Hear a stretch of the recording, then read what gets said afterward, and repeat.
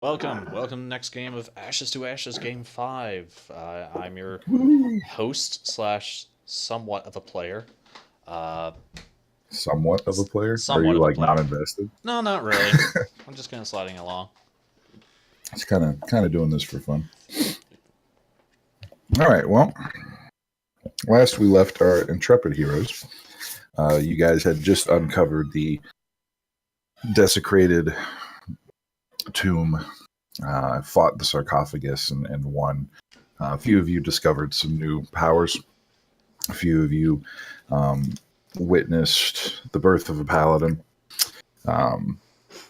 Overall, it was a pretty good session. But now you're left holding a stack of papers that go into more detail a myth that had been left behind in ages past that had not carried forth, whether that was on purpose or not. Now you're left you will have yet to discover that. Go into more detail. I think, as far as I know, we're still there. Nobody really left yet. So what we're going to do is we're going to kind of fast forward past that point because that's where everybody was going toward anyway.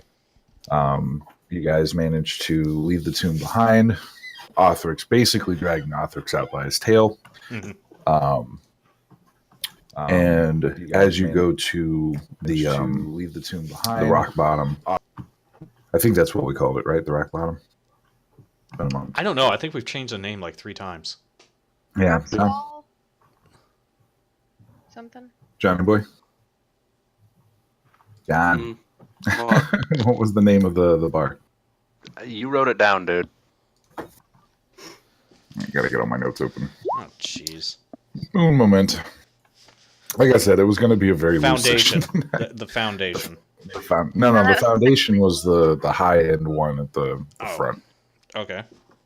Then I guess I didn't write it down. Look at you. Don't know everything, do you? I will stop the stream and hang up. All right, so there's that. My drive. Sorry, guys. I will stop the stream and hang up. You're fine. I'm messing with my settings and getting everything all set for game anyway, so. Cool. I think it's in the game notes. I'm dying. Rocksteady. That was it. That was from when I first wrote it down. It was the Rocksteady. That's right, with Bebop right next door. Yes. So you guys head back to the Rocksteady. It's the dreadlocked, I believe, elf behind the bar was Maggie is glad to see you all again. Quickly whips up some beers for everybody.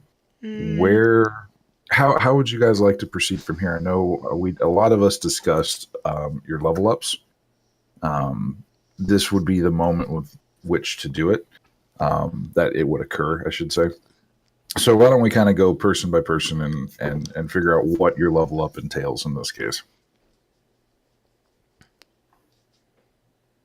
Not everybody at once. I thought you were going to pick people. Oh, okay. Yeah, that's what I thought. Volunteers. I thought I was going to be voluntold. Oh, okay. Well, in that case, we'll just go top to bottom. Dang it. Ha ha ha. All right. So I'm glad my name is a V. You're still... Okay, whatever. So I had messaged you what I had found that kind of spurs my level up. So Othrix is going to take his beer and kind of retreat into an upstairs room. And he's going to study what he's found. Okay. So being very secretive about it. Yes, he is. Okay. Maddie? Bia's gonna take her beer and go for a nice walk down by the pier and talk with an old associate. Okay. And get a nice new bauble. All right, Lexi? She's gonna try and follow Othrix. I don't know if he'll let her, but Athalia is very interested in what he knows because she knows almost nothing about this thing. Okay. You guys want to roleplay that one out? Oh, sure. Okay, so Othrix kind of starts his, grabs his beer and starts making his way. This is a dual level place, right? I would assume so. Okay, yeah. So he starts making his way upstairs. Okay. Athalia's gonna kind of, hey, Othrix, wait, I want to, talk about this with you. Because I'm not really sure what this thing was, and I kind of need to know. You mean about what? What do you mean precisely? The thing we fought. I need to know what it is and how it came to be. Oh, it was a necromancer. Okay, well. So you think? I assume it was a necromancer. It showed all the signs of the dark magic, resurrection, narcissism. Well, I've never run into one, and, why don't we just sit here and talk about it over a beer? You can go study your fancy paper later. Fine. So... Because I believe I've seen the paper, because I was kind of following you around in the cave down there.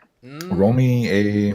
All right, so this is going to be an opposed check. Ooh, yay. Josh, you roll me a stealth. And then... You want me to roll perception? Yeah.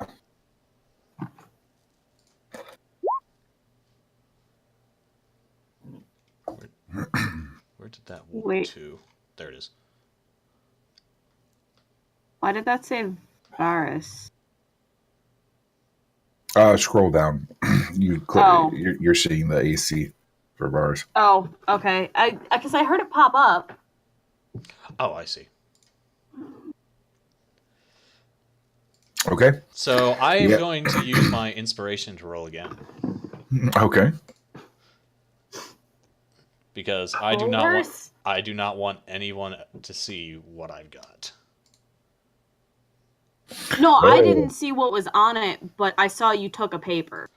Right. That's what we're determining. Yes, if you saw it was on he paper. he has a sheaf of papers because the legend of the Viper is basically like written down in a journal. Well, at this point, because he's the defender, he would get it. Yes. What you didn't see was that he took a few extra sheets of paper from another couple stacks and had stuffed them into the journal. Oh, okay. Yeah. So, as far as you know, it's just the legend of the Viper, which he shared. As far as I know, he can go study his fancy story later, as long as he tells me more about it, because I like stories. Okay, so with this, Athalia starts developing the side of an interest in lore. Oh, cool. Starts realizing that those old stories meant something. And so at this point, Othrix is forgetting about the papers. He wants to read upstairs, and he's going into it. He is completely lost in instruction and telling you about these things. I'm totally okay with that. Okay. I want you both to roll me a Constitution save, please. Uh-oh. Oh, Jesus. Because I assume you're going to be doing this over drinks. Yes. Hey! It's mediocre together. Hey, I actually rolled pretty well considering I think I get like a negative modifier to my Constitution rolls. I have a +4 to my Constitution. This is not fun.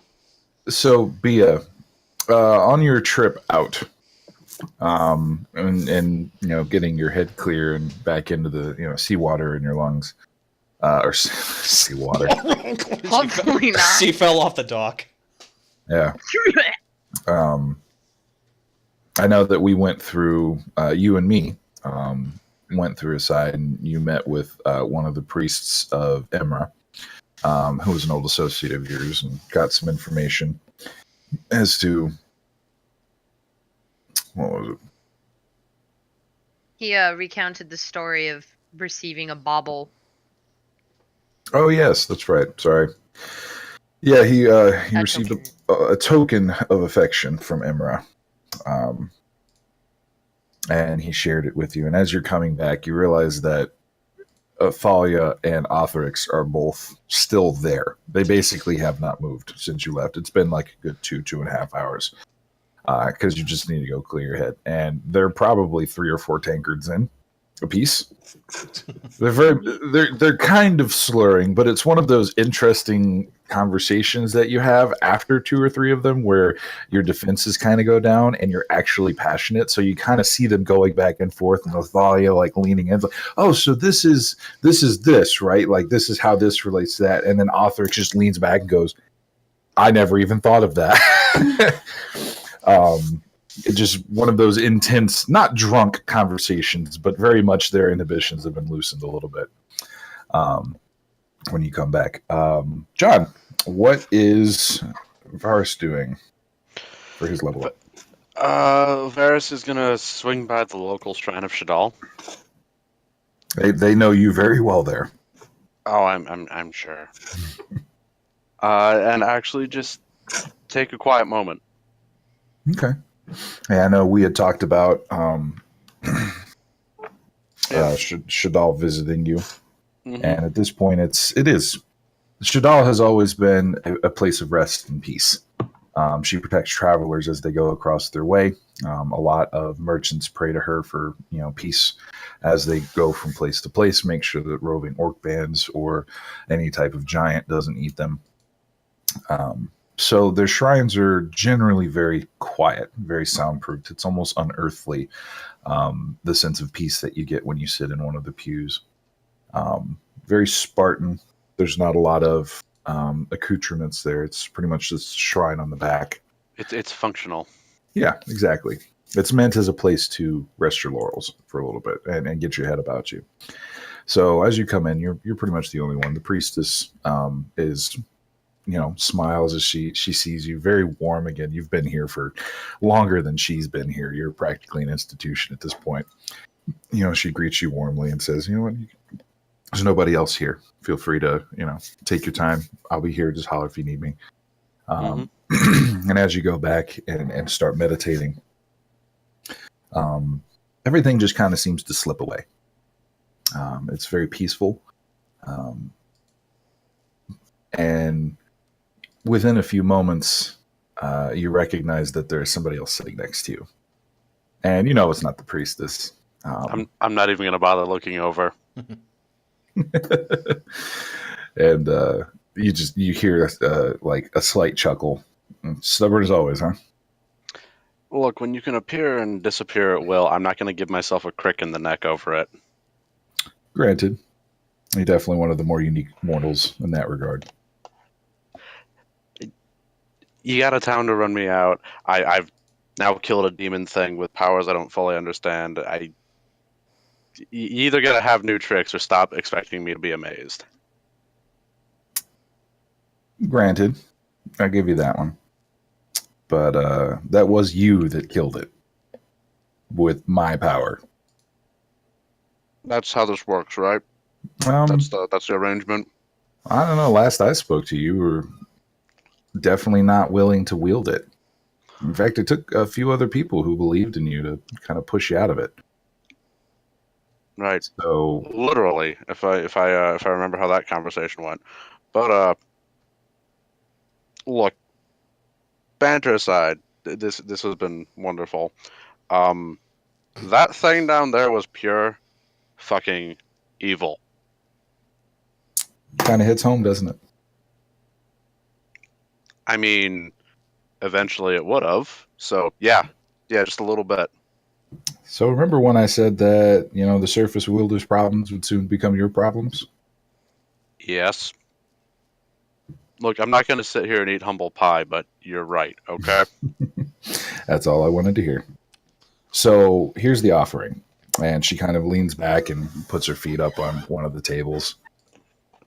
Looks over at you. She's different than she was before if you look at her.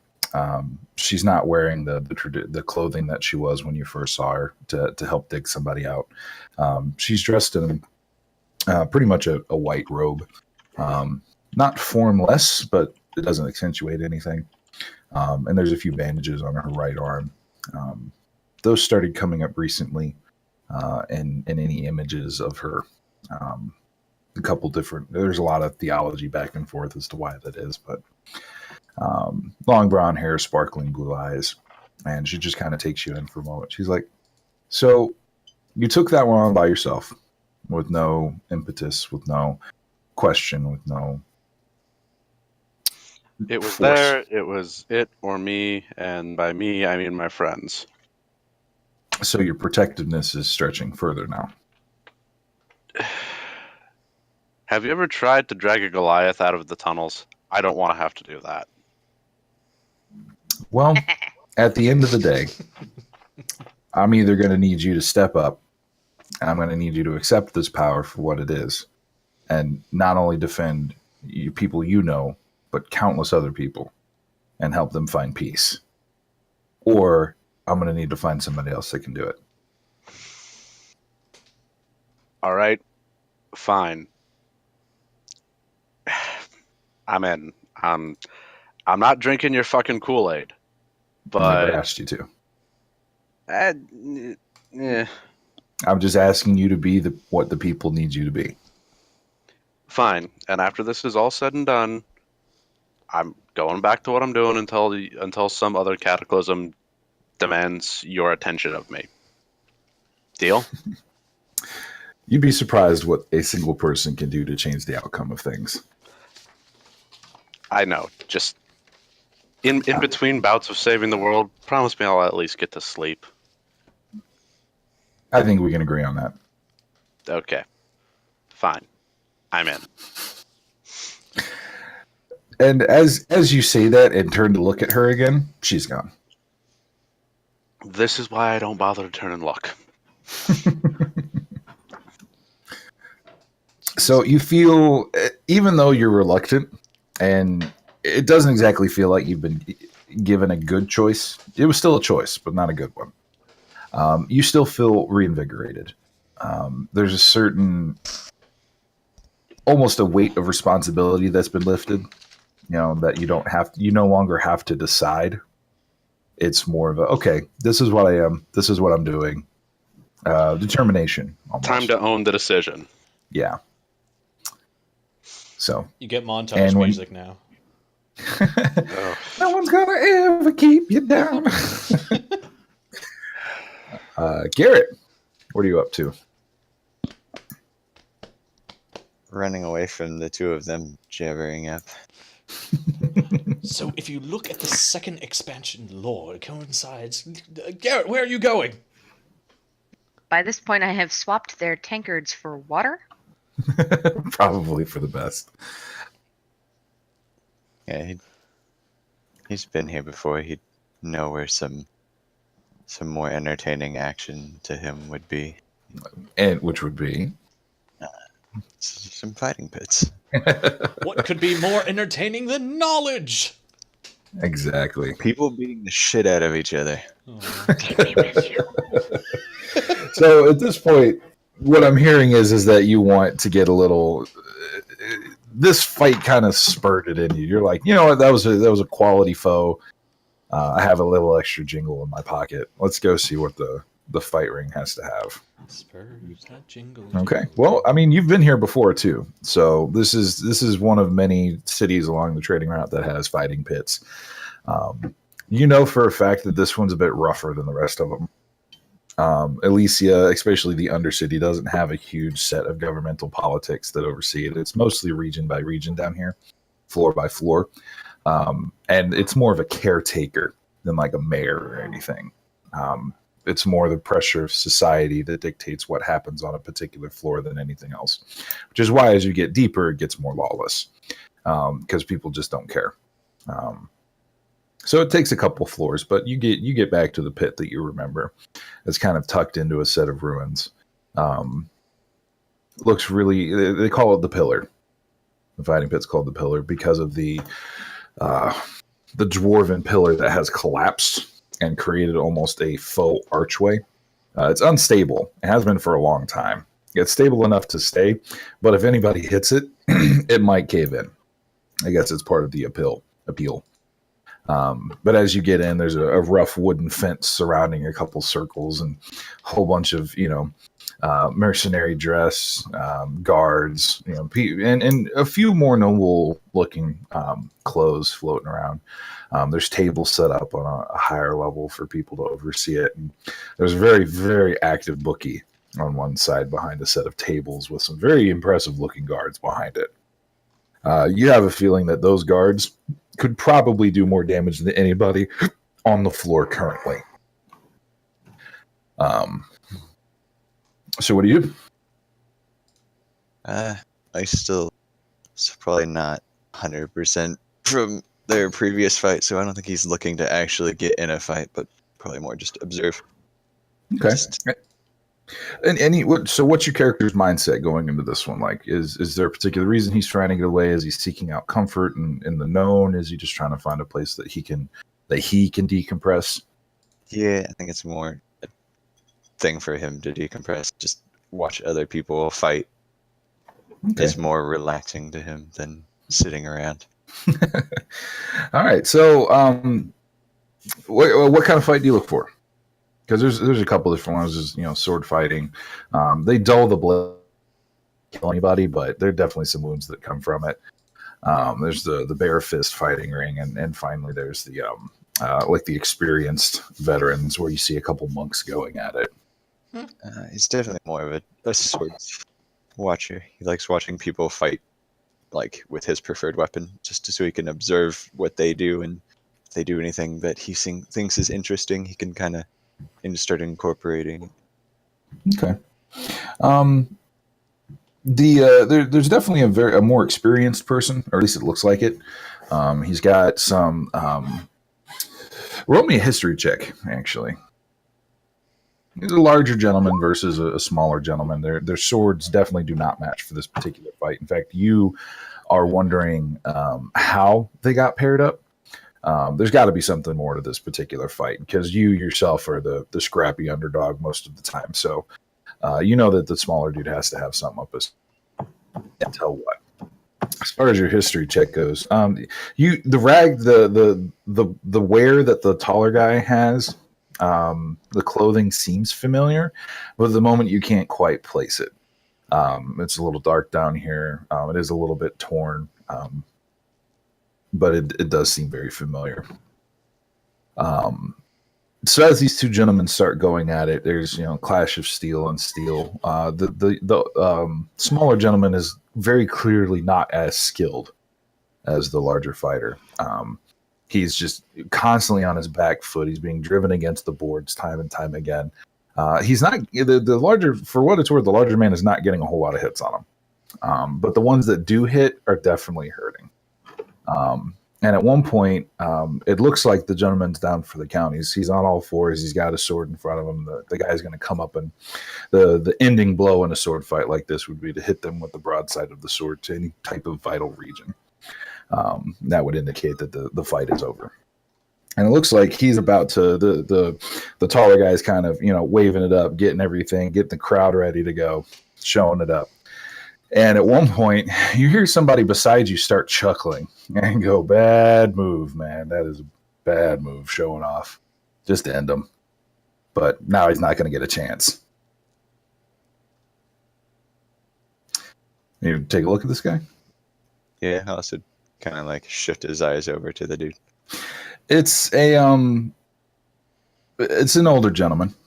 He's got a few scars crawling up his neck underneath his uniform. It's an older uniform. You can tell that this is from one of the merchant traders guilds from back in the day, probably like 10, 15 years ago. Crossing his arms, he has his feet up on a table and just bemusedly looking into the ring. Balding, sporting a mustache. Silver hair, and there's a scar running through one eye. He's just shaking his head to him, so he's not talking to anybody in particular, but he's looking very specifically at the younger one, the scrapper, and just shaking his head to himself. And even as he says it, like, you kind of look back and you're like, he's down for the count. There's no way. And out of nowhere, all of a sudden, the guy spins up and throws a fistful of sand into the guy's eyes, drives into his gut, and then just starts beating the crap out of him while he's trying to get the sand out of his eyes. And just out of nowhere, like, it was a totally dirty trick. but he's taking advantage of it in ways that you didn't really consider that could be done when somebody's on the back foot. It's almost like he had planned out where each faltering step is going backward as he tried to get his, his hands up to his eyes and wipe them off. And within, 15 seconds, the other gentleman's down on his back, and there's a rapier in his gut. And the crowd just goes nuts. Like, it was completely unseen. People are screaming that they lost, that it was a cheap trick. It should invalidate the bets, all that good stuff. But the gentleman sitting next to you starts chuckling to himself. He's like, I tried to warn him, as though he could, the fighter could hear it. Armchair coaching. Yeah, exactly. Saw that one coming from a ways away. Yeah, it's interesting what you can learn from these fights. Yes. And I've seen these guys acting around enough that I knew that one had something up his sleeve. And the other one was too cocky. I try not to bet on these things, though. Wife would kill me. Yeah, you can lose a fortune down here. Pretty easily, too. Say, pull up a chair. Could use some company. Don't mind if I do. So if you stay there and continue talking to the gentleman like we had talked about previously, you figure out that he's a longtime merchant.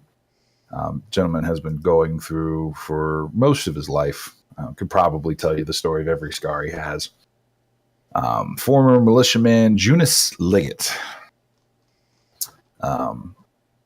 starts regaling you with stories of the time that he fought off an orc brigand party from,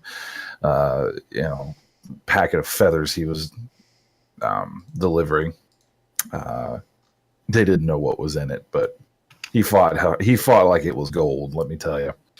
And as you continue hearing these stories and talking, he starts, letting you in on a few more secrets as to what's going on with the fighters in the ring, and pointing out stances and tips and tricks and stuff like that he's picked up on.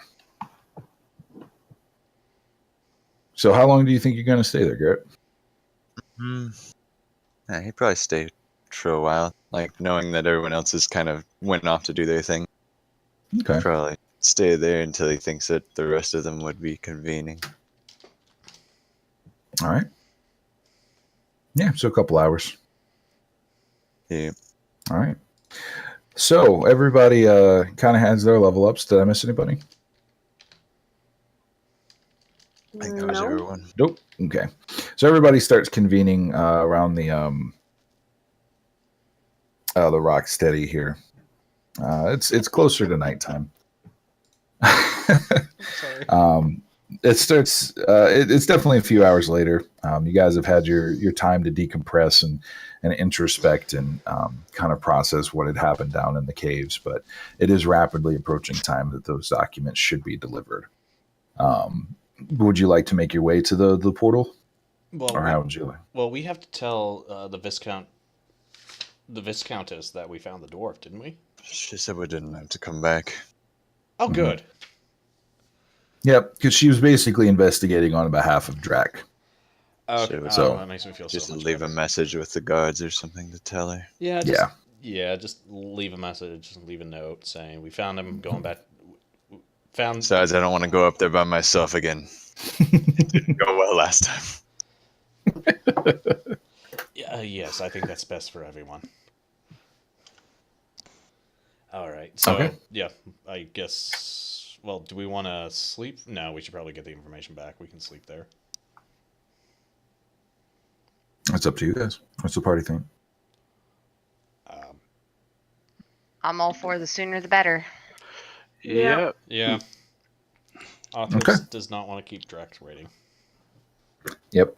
Okay, so with mostly with the liquor out of your system, you and Athalia finally pack it up. Athalia, you have gotten so much good information about not so much the specifics of what you encountered, but you've learned a lot about the lore surrounding the Viper, at least of what they know. So you've started realizing that again. There's truth behind these tales. You definitely saw some of what was reflected in those stories, and Othrix, you've found that there's somebody who's actually willing to listen to you here. Somebody that's interested in these tales, and you start realizing that this is more than just knowledge. This is something that is almost living and breathing in and of itself. It's not just something to be put down on a sheet of paper. It's something that needs to be shared. And you guys develop a little bit of not a bond, but there's been time that you guys are starting to feel a bit more comfortable with each other. A rapport. Okay. A rapport. There we go. If you will. Smash those like button in the face. Like, subscribe, comment. Never mind.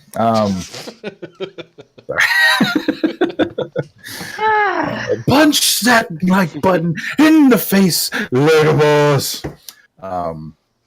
I've been watching a bit too much Jacksepticeye. Yeah, I'm about to say. So as you guys go up to the teleportation ring, it is a different set of guards, it looks like, thankfully. So you guys don't have to encounter the same ones that were put on edge. But watching a group of people come up who are definitely not human heading toward the teleportation ring, it does seem a bit awkward. They kind of, it looks like they want to say something, but when you get up to the registrar, I'm sorry. Do we have to use the non-human teleportation ring? the teleportation ring is outside of the gates itself, so it is technically free for anybody to use, but they don't see many non-humans for Alicia to go through the teleportation ring. So, but when you go up to the registrar, and the registrar notes that you had come through here previously, and just check your documents real quick, and you go through. It doesn't seem like there's any further need for them to pay attention to you. Cool. And once more, everybody take a con check for me. Please be better. As your guts get turned inside out, and you go across time and space. Oh no. Check or save? Save. Sorry. Oh boy. Oy. I'm gonna use the bucket. Well, technically, you're both going to be used. So, apparently, liquor Bonding and teleportations rink don't mix. Oh. And you should probably never do this again. You definitely feel like you're vomiting out your brain somehow, like as though all your internal organs are coming up with it. And the registrar on the other side of it looks up at the party and goes, "Did they drink before you guys got in?" Yep. Yeah, they did. He just kind of nods knowingly with like a very small smirk, like that smug ass smirk. Like, all right, I got you guys' number. I see what you did there. I hold Othrix's plumage and Athalia's hair if need be. Thanks. I'm a cat. Thanks. Normal. Well, at least you all know that there's no more liquor in your system that's waiting to be processed.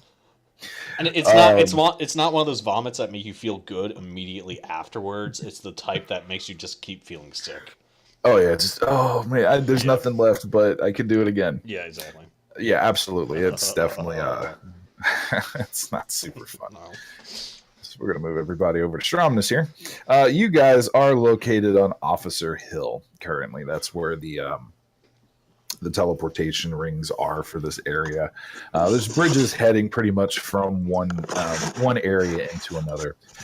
You have to go up to Hillside again in order to report your findings. Do you do that immediately, or would you guys like to do something else? What time of day is it? Yeah. It's getting close to evening time, but you know that the Lord Drac will take anything that you guys put at him. He's probably still up, yeah. Let's go see him. Yeah. Okay. I'm not convinced that he ever sleeps.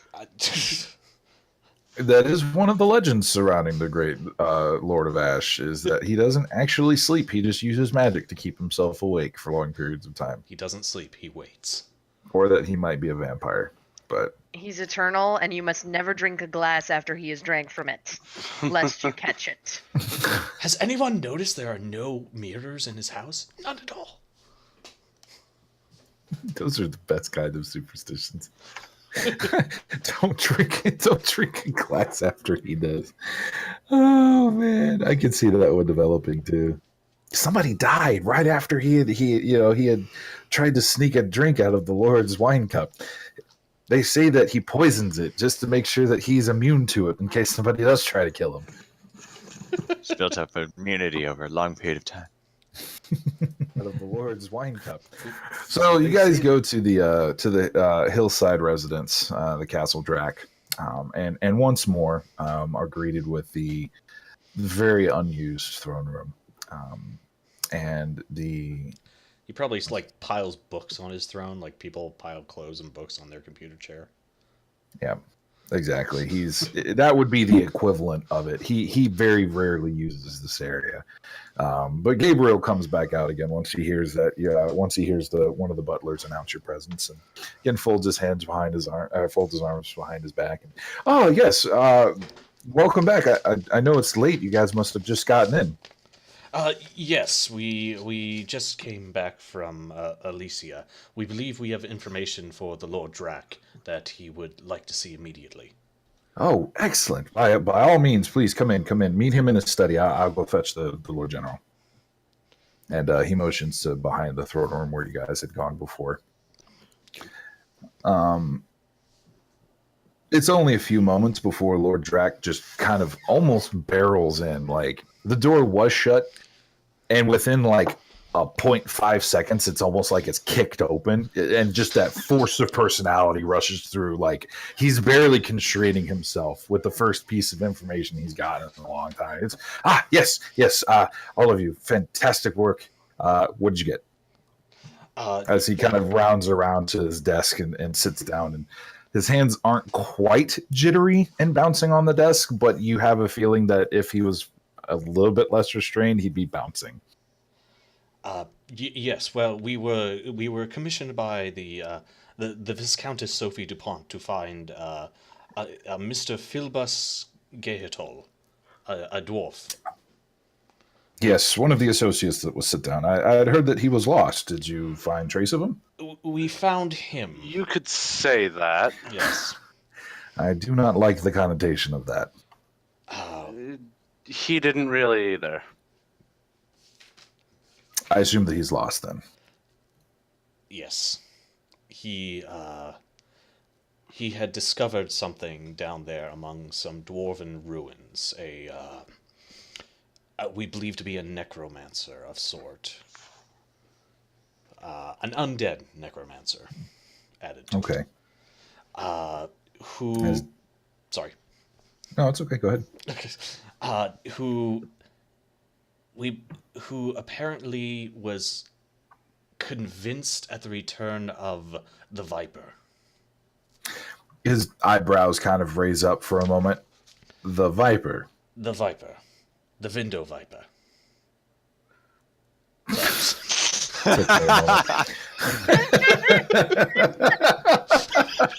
Oh, Lord.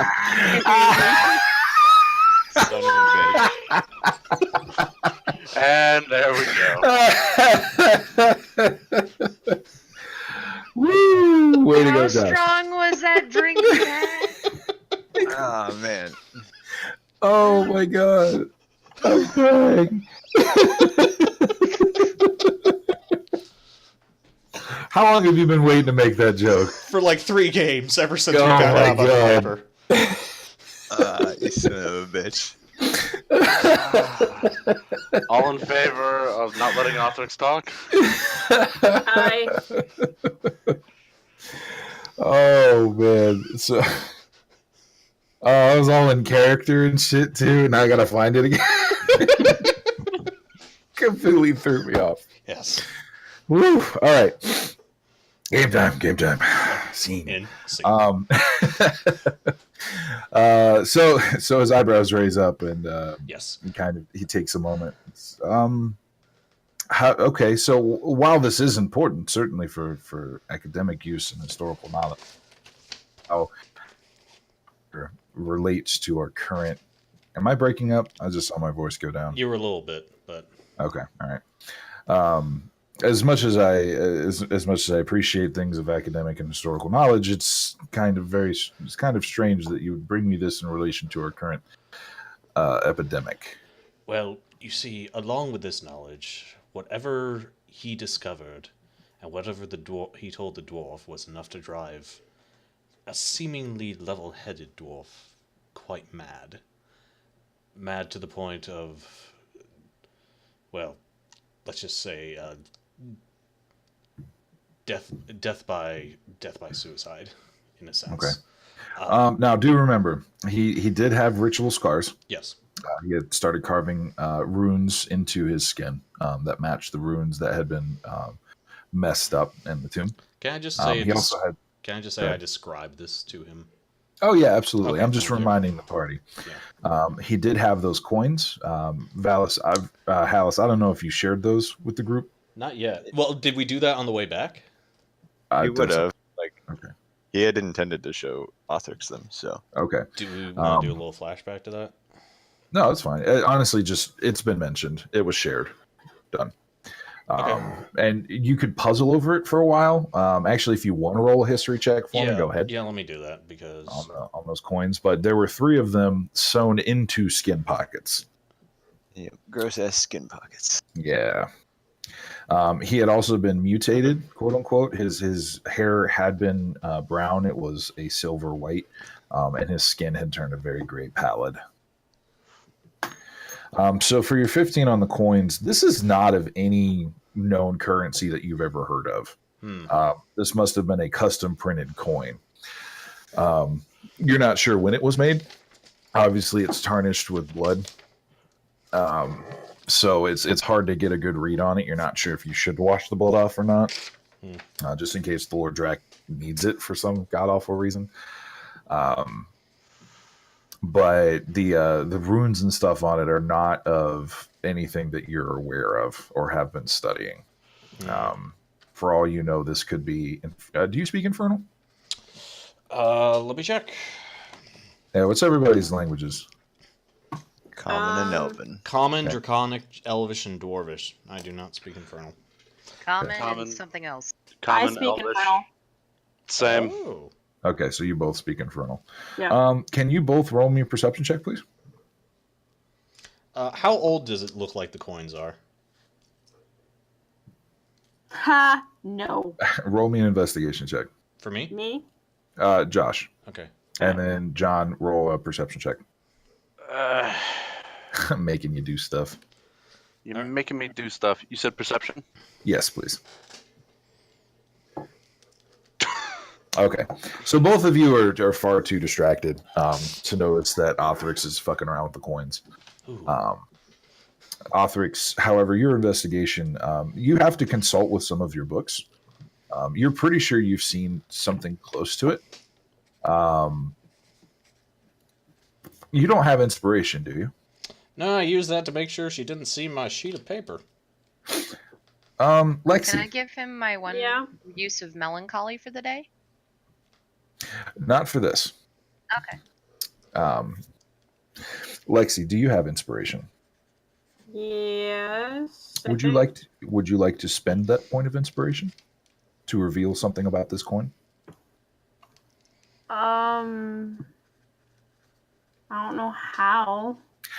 If you have the and symbol in the inspiration, it's literally just click it and you spend it. Inspiration for D&D 5th edition is you can basically re-roll, or not re-roll, I'm sorry. It gives you advantage on any normal check. Okay. And it can change a disadvantage check where you'd roll 2 dice and pick the lowest into a normal check at any point in time. Wait, so I roll again? No, so what I'm saying is I'm exchanging it. Instead of having the option later until you get another inspiration, you can use your inspiration to reveal something about the coin. Just off the cuff. It's just then a trait. I'll reveal something about the coin then. Okay. So Othrix, as you're kind of flipping it around in your fingers, you've noticed that Athalia has been kind of hanging around you in order to try to glean some information or more lore. She's been a lot closer than she has been for the past couple days. You notice that she's been hanging around the party a lot more. But as you're kind of flipping it over, you have 2 or 3 books open, and you're just kind of going through drawings and random things. Like, you're really lost. You have no idea what to look for in this. And all of a sudden, Athalia looks over, and she kind of stops and points directly in the center of the coin. And she's like, that's a Krakow. Pardon? A Krakow is the tarnished jewel of the South. She kind of stops for a moment. She's like, I recognize that because that's the old way of drawing the city. One of the gypsies I know showed me that. Oh. So that's why you couldn't really pinpoint it, because this was back from when, like, a Krakow, before the Krakow Blight, before the entire southern lands had been turned to aridness. This was the old symbol for it.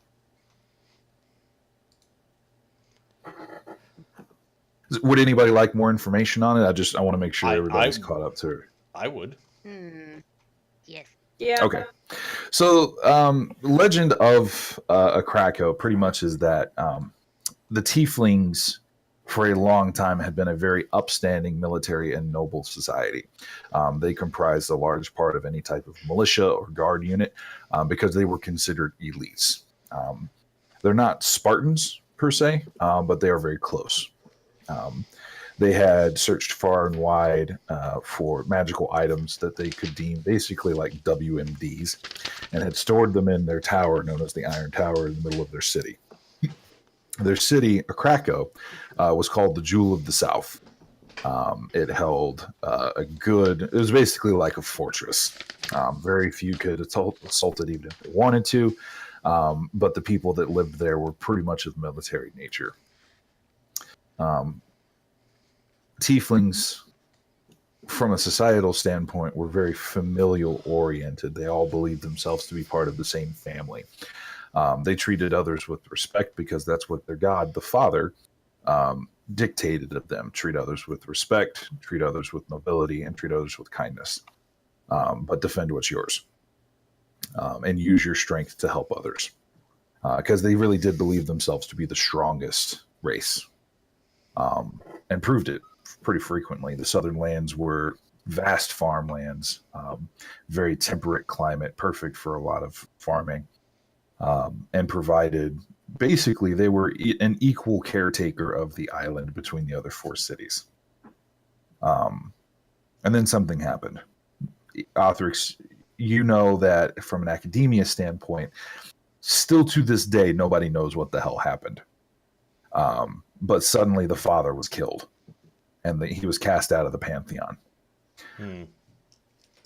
From that, Ibris pretty much cursed the Tieflings to forever wander their arid homeland. He struck bare in the entire plains, and said that the Tieflings, for their hubris, would forever wander their arid lands and try to collect what resources they could for the shame of their father. Tieflings took this to heart and basically formed the nomadic bands now. And what familial bonds they did have broke down. They became basically independent packs, which you see roaming around with wagons. Maleborns are super rare because of this plague or this blight. So Tieflings are not anywhere near the population they were. And they were forever banned from a Krakow being listed as basically the beacon or the gem of their hubris. And Tieflings jealously guard it. They will not let anybody into it, because if they're not allowed into it, nobody else is allowed either. So that's kind of how it is now. Tieflings have turned into kind of gypsies through the land, with their various packs spreading out to try either to continue what they feel is their burden to bear, almost their self-flagellation of searching their arid homeland for food and resources. But a lot of others have just taken off into the northern regions and are basically vagrants and nomads. Okay, so I figured out that these coins are from... All you know is that the coin has the old Krakow symbol on it in Infernal. So it doesn't carry the same connotations of the Blight that Infernal would carry now after the Blight. But that's all you know of it. It's not a coin. It's not a currency that you know of. It's literally just a gold coin with that and several other symbols on it. And do I know in Stromnus if there's any libraries, schools, or places of... Oh, hell yeah. Hmm. Oh, yeah. This is pretty much like one of the gateways to the breadbasket. Medea's breadbasket being Medea, I think. Mhm. Kind of the very, very rich plains running between Stromness and Silvershore. Okay. So a lot of merchant traffic has to go through here. So this is one of the biggest cities between, basically in the middle of the island. Okay, cool. So you would definitely be able to find what you're looking for. Awesome. I'll do that. I'll probably do that afterwards, but let's finish with Drac then. Okay. So you told him about the coins? Yes. Okay. I'm supposed He does. Yep. Anybody have any qualms or anything? Anything else people want to add? No. Okay. And I go into All right. detail about the new updated myth of the Viper I found, or one of the originals, it seems. Okay. So Also, the Lord... skin pockets. Yes, skin pockets. pockets. These are tucked into skin pockets. Yes. No. So the Lord General, he does not look perturbed.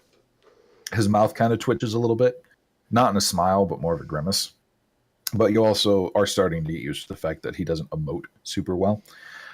So you are taking this as almost a look of distaste as you describe how you found the coins and how you found like the state of everything.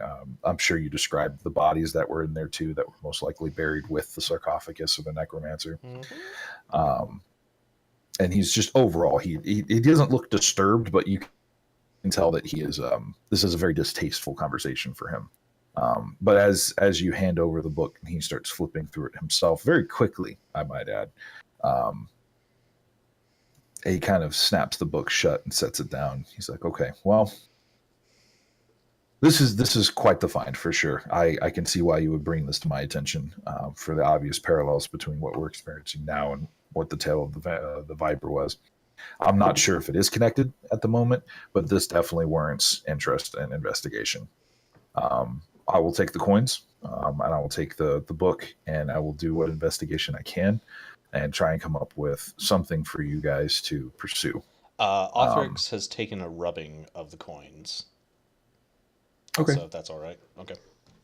Athalia, would you like to help with that, considering you have your sketch kit? Yeah, okay. I guess. All right. If I have to. Yeah, I have to. Okay, so all right, he's kind of. You can tell that he's tired. You can see deep bags under his eyes, but with the book instantly open on his desk, the coins next to his side, he has already started. Gabriel Broadstone has already started fetching some books that I think I'm going in and out. There we go. Gabriel has already started behind him, without even so much as a word, has started pulling some books off of the shelves behind the Lord General. And it seems like he's starting to get an energy about him that, while he looks tired, will most likely carry him through any research he needs to do. So he looks at you all and says, okay, please feel free to stay in the castle. Otherwise, let me know if you need any other accommodations. I will reach out to you as soon as I find anything that needs to be done.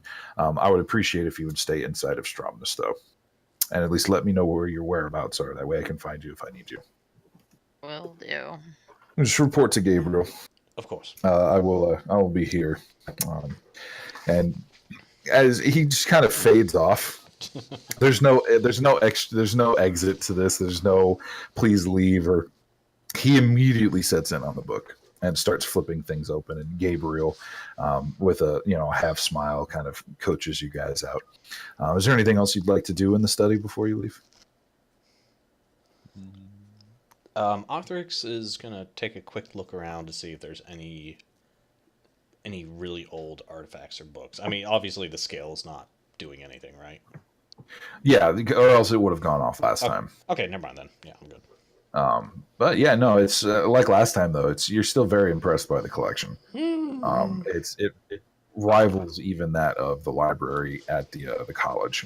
Maybe not in breadth, because the collegiate library is definitely a lot larger.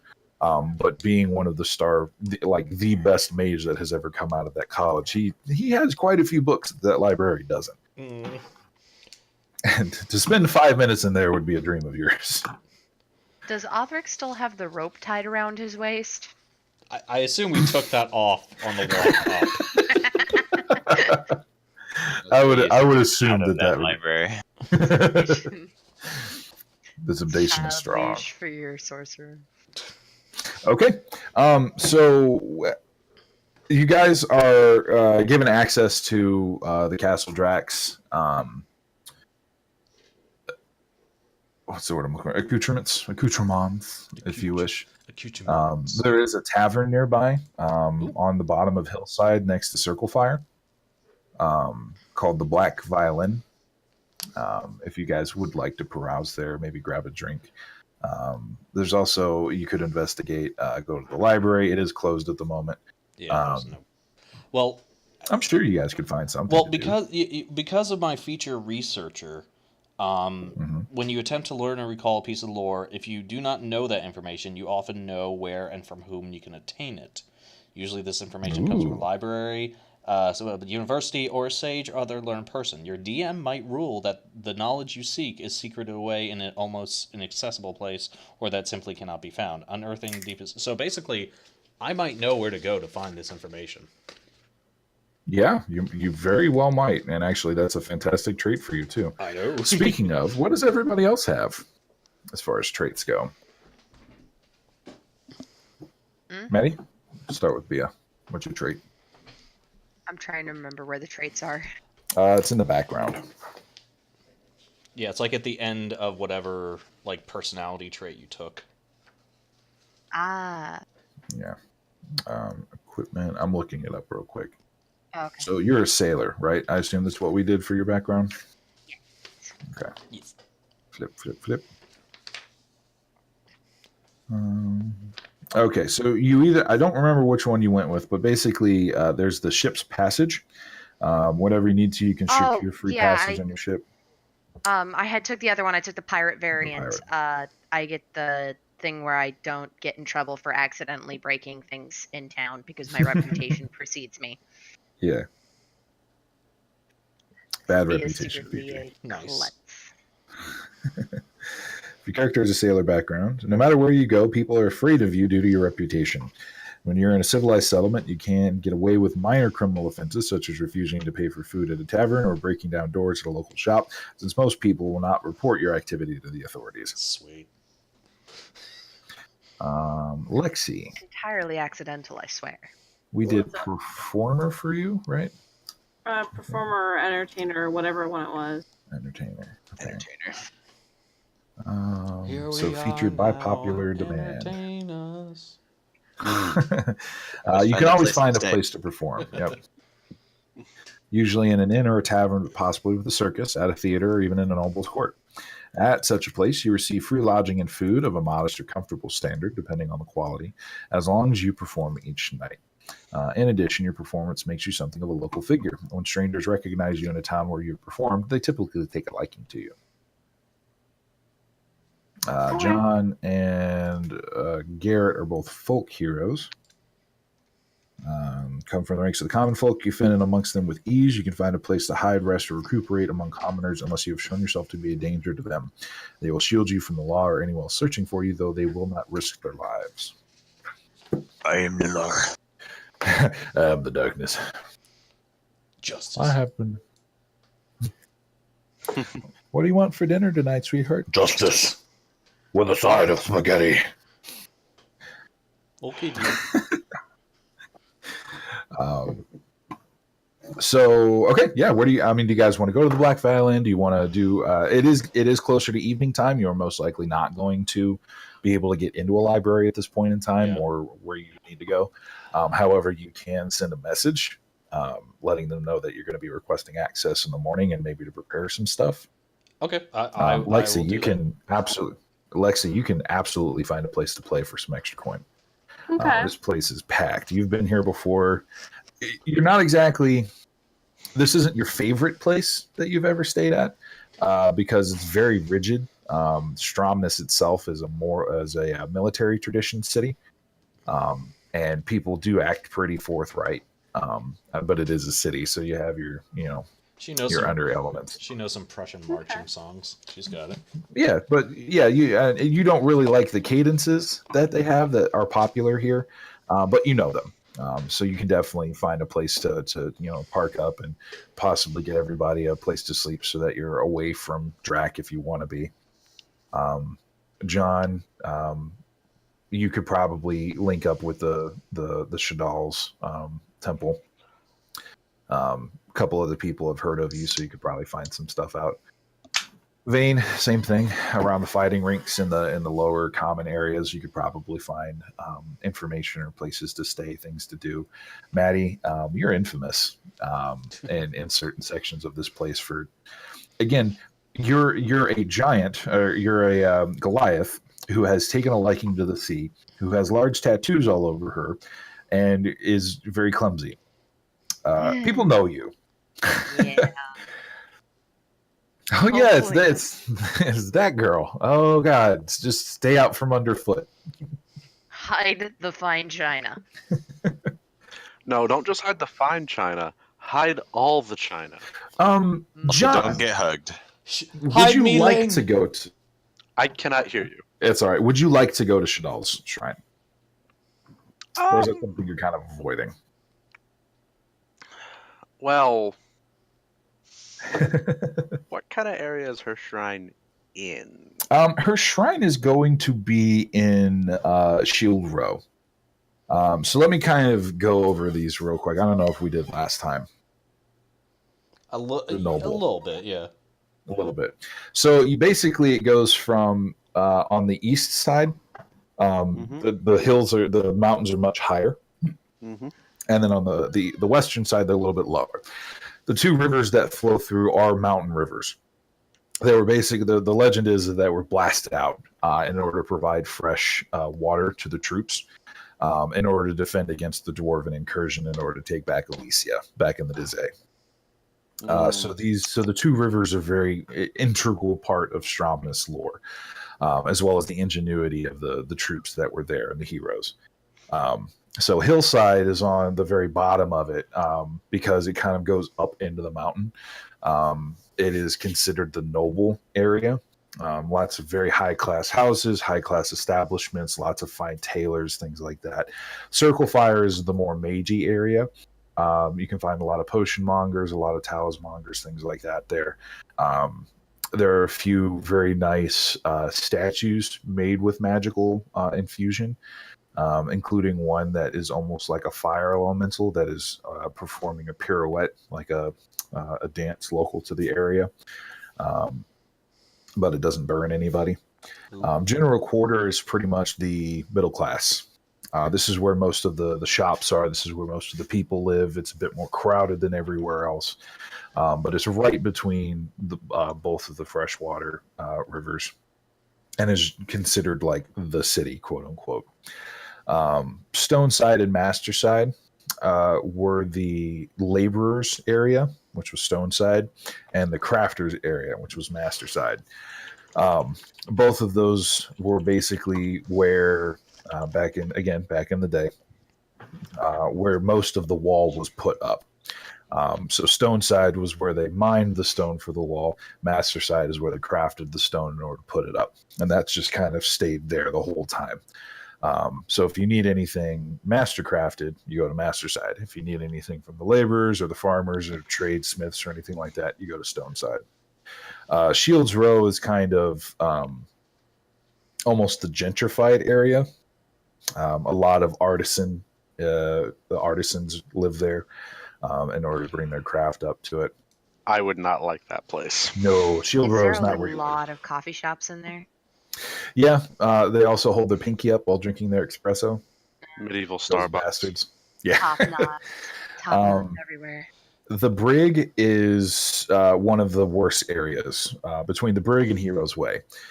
Heroes Way really fell out. That's the don't walk down the street unless you got 3 or more people with you, and even then expect to fight. Officer Hill, however, is between that and the parade grounds are kind of the first thing people see when they come up from Elysia. So between some of the parade grounds, which is like a huge farmers market, and Officer Hill, which is a lot of the nicer touristy areas. And then the Armory District is basically what it sounds like. A lot of smithies, a lot of metal production, a lot of ore refinery, because that's a big thing that they deal with. All Sound right. good? What are the cities in the need of the most help? Medical crises, people who know what the fuck they're doing.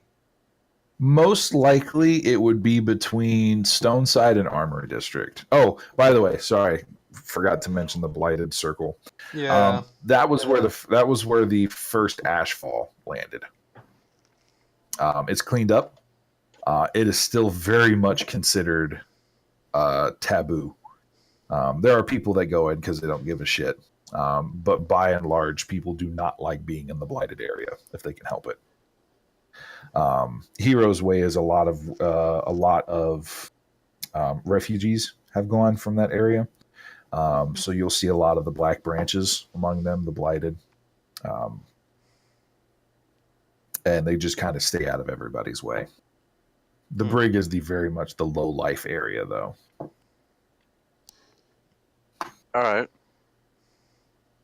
Well, in that case, I guess I'm headed to the refugee camps. Okay. The equation, yeah. And I'm gonna see what help I can give. Okay. What else would anybody like to do? Make sure he doesn't get stabbed. Okay.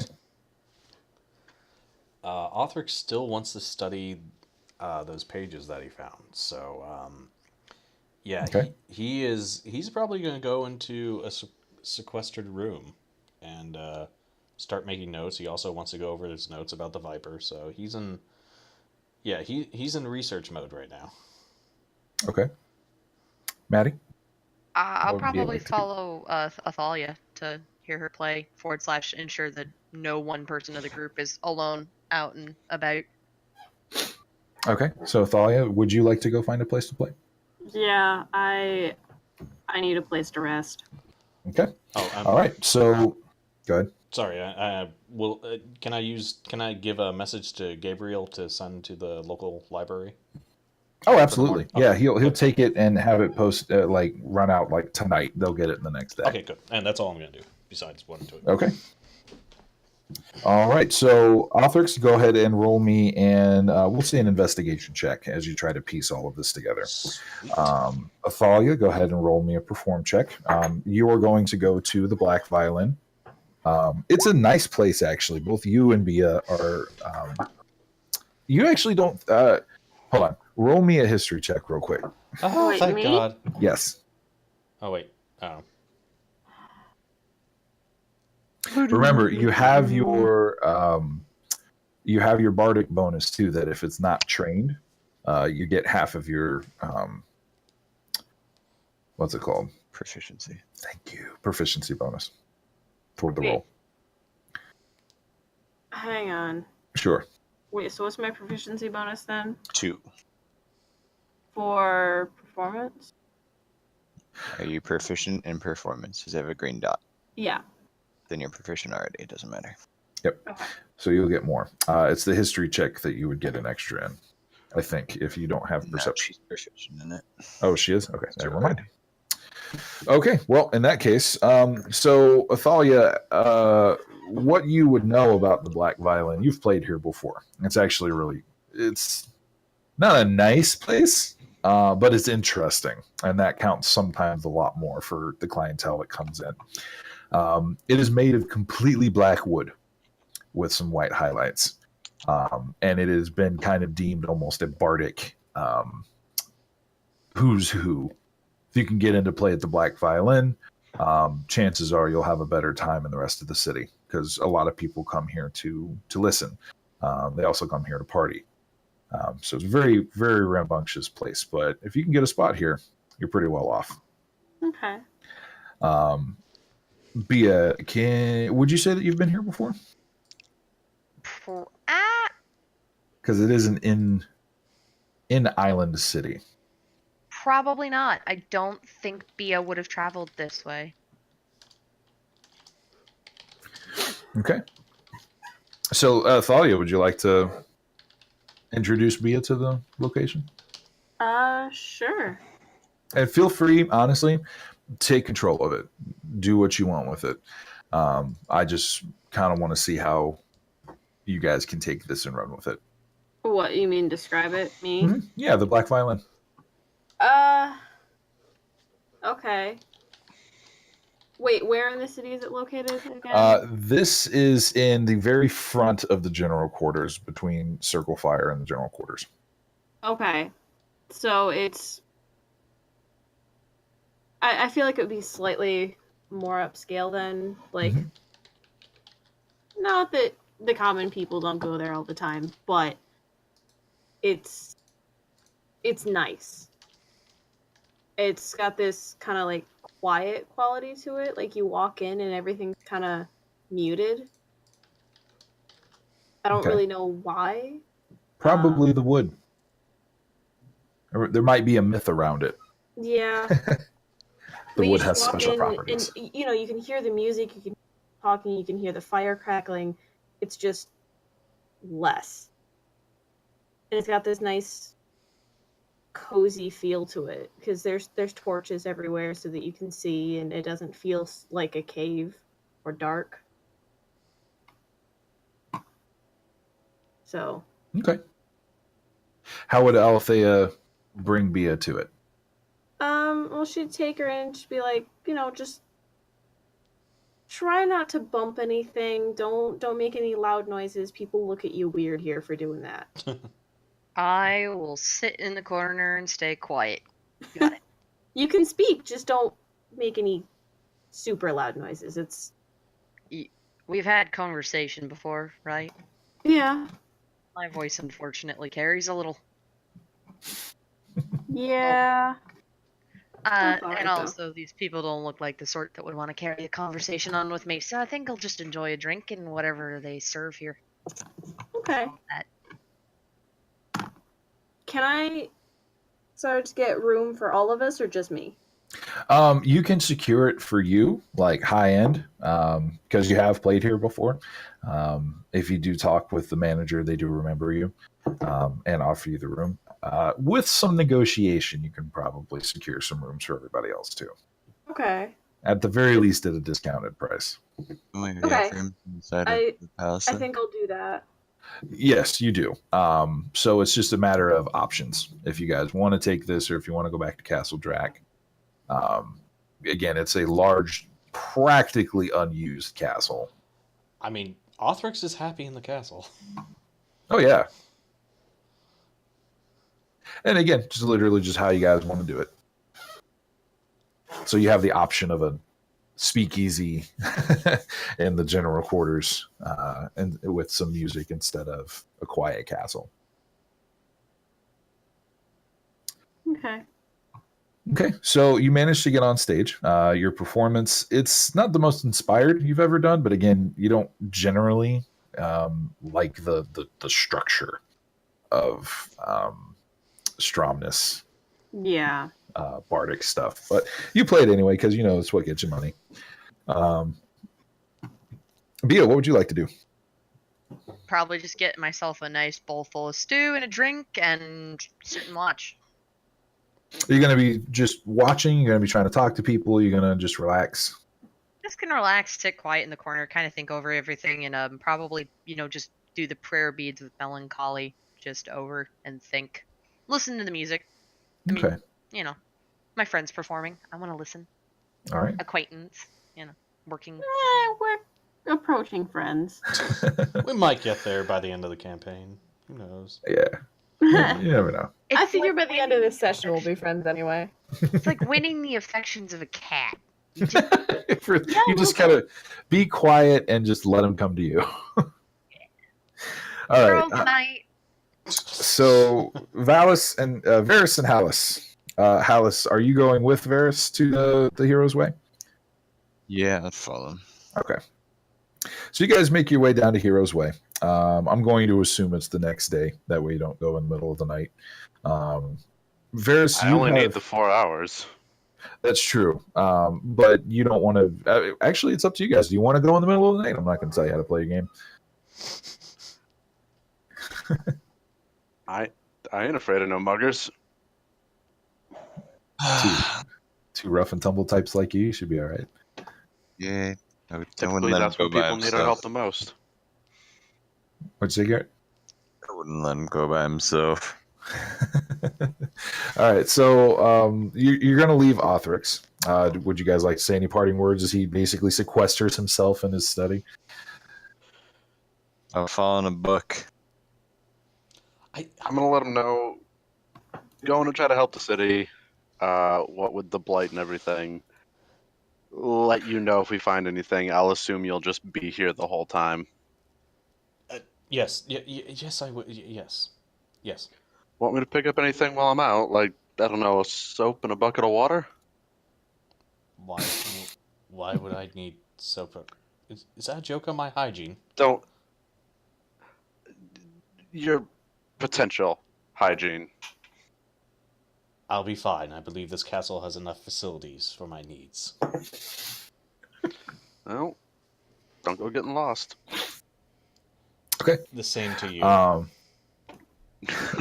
right. Now, just so you know, the Blighted area, this was 3 years ago. It has been pretty much rebuilt.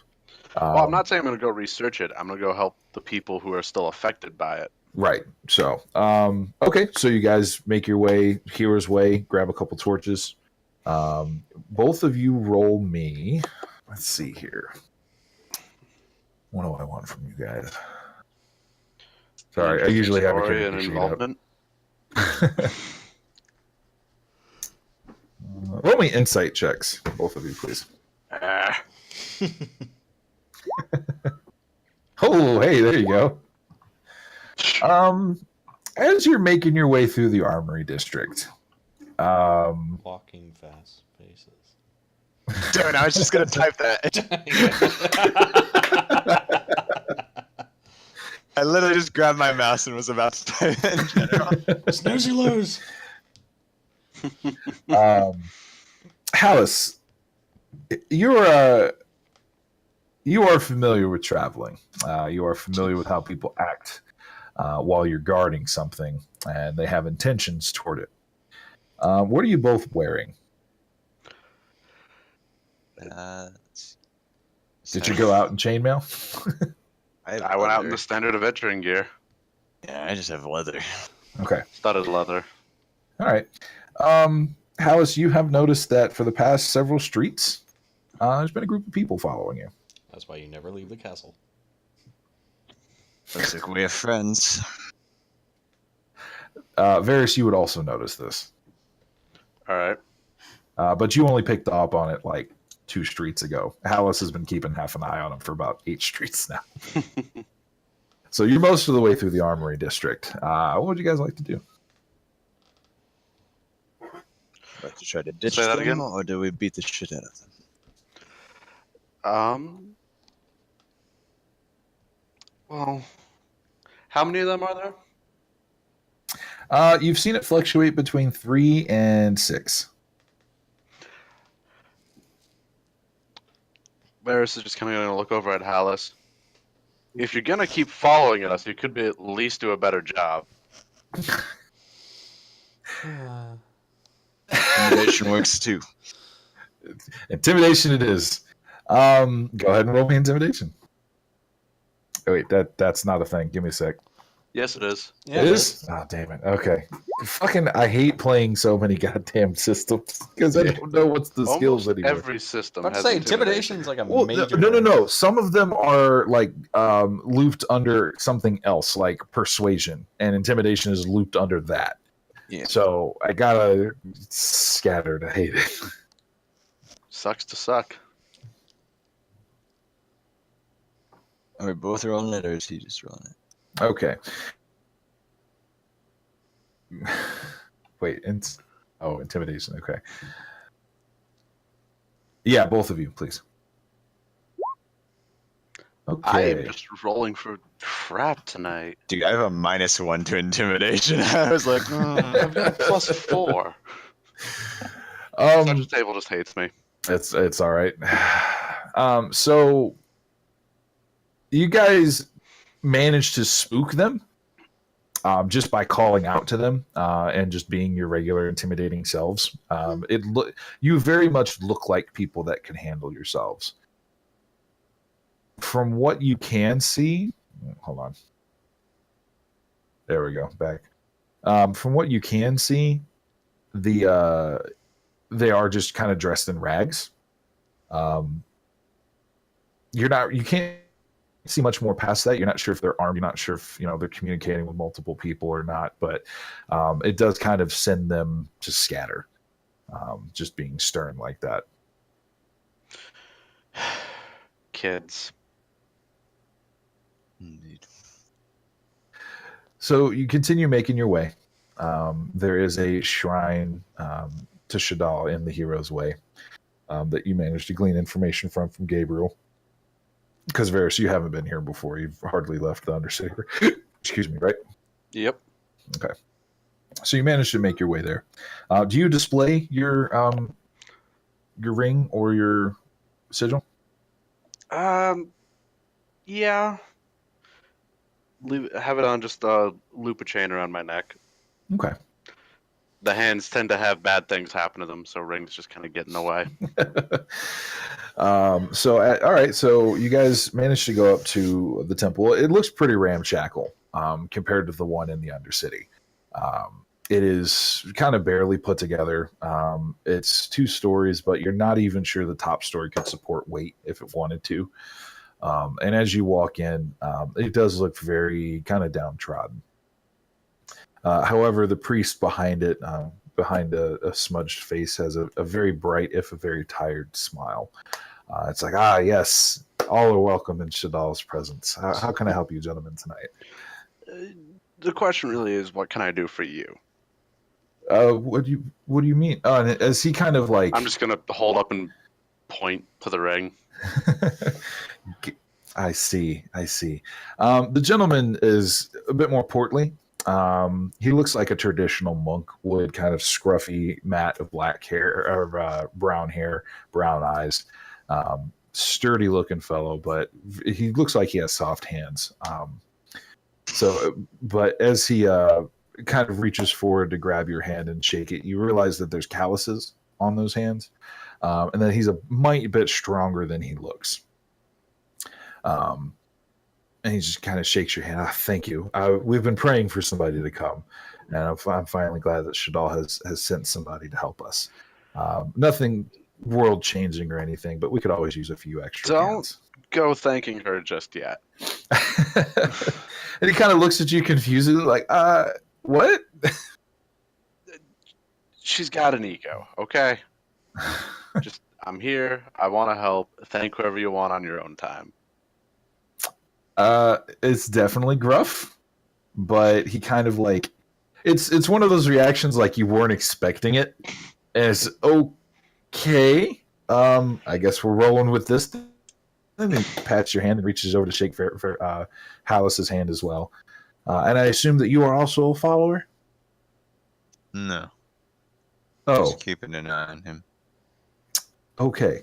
Well, regardless of who you pray to, it's appreciated that you are here. We could use some extra hands to hand out bedrolls tonight. Some of the tenants here are not well looked after in their final days, and we just try and give them a little bit more comfort before they go. I think I can help with that. Okay. So he kind of leads you around the back. There's a horse, a donkey that's hooked up to kind of a cart with bedrolls on it. And do either of you know how to ride? I do. Yeah. Okay. So he kind of hands the reins over to you, Varys, and he says, best of luck to you. Anybody who will, they know the sound of the bell. They will approach you. Please do be careful. That's wait, you're immune to disease, right? Yes, I am. Okay. He kind of pats you on the shoulder and says, I understand that sometimes the blessings of Shadal can flow through us, but please do be careful. We don't want anybody coming down with a case of the black branches while we're on. Of course Yeah, not. You I'm wouldn't not happen to- immune to disease, so I'm You gonna are not, look yeah. into that. So do you want to like strap a thing of cloth around your face or anything like that? Sure. Okay. Okay, so he pats you guys on the shoulder and says, if you once you complete this, feel free to bring the cart back. I will be here all night. I have to oversee the shrine itself, but also people tend to come in for food, and what little we have, we're very inclined to share. So if you need anything, please let me know. All right. You got a map of the area? Yeah, he gives you all that information. He's definitely not just sending you out into the dark. He's like, make a loop around this area, and pretty much like it goes down to the south and back up to the shrine along one of the main paths. All right. All right. So we'll pause with you guys for a moment. Othrix, Yes. did I have you roll something? You I had me did. roll. Yes. Okay. What exactly are you investigating?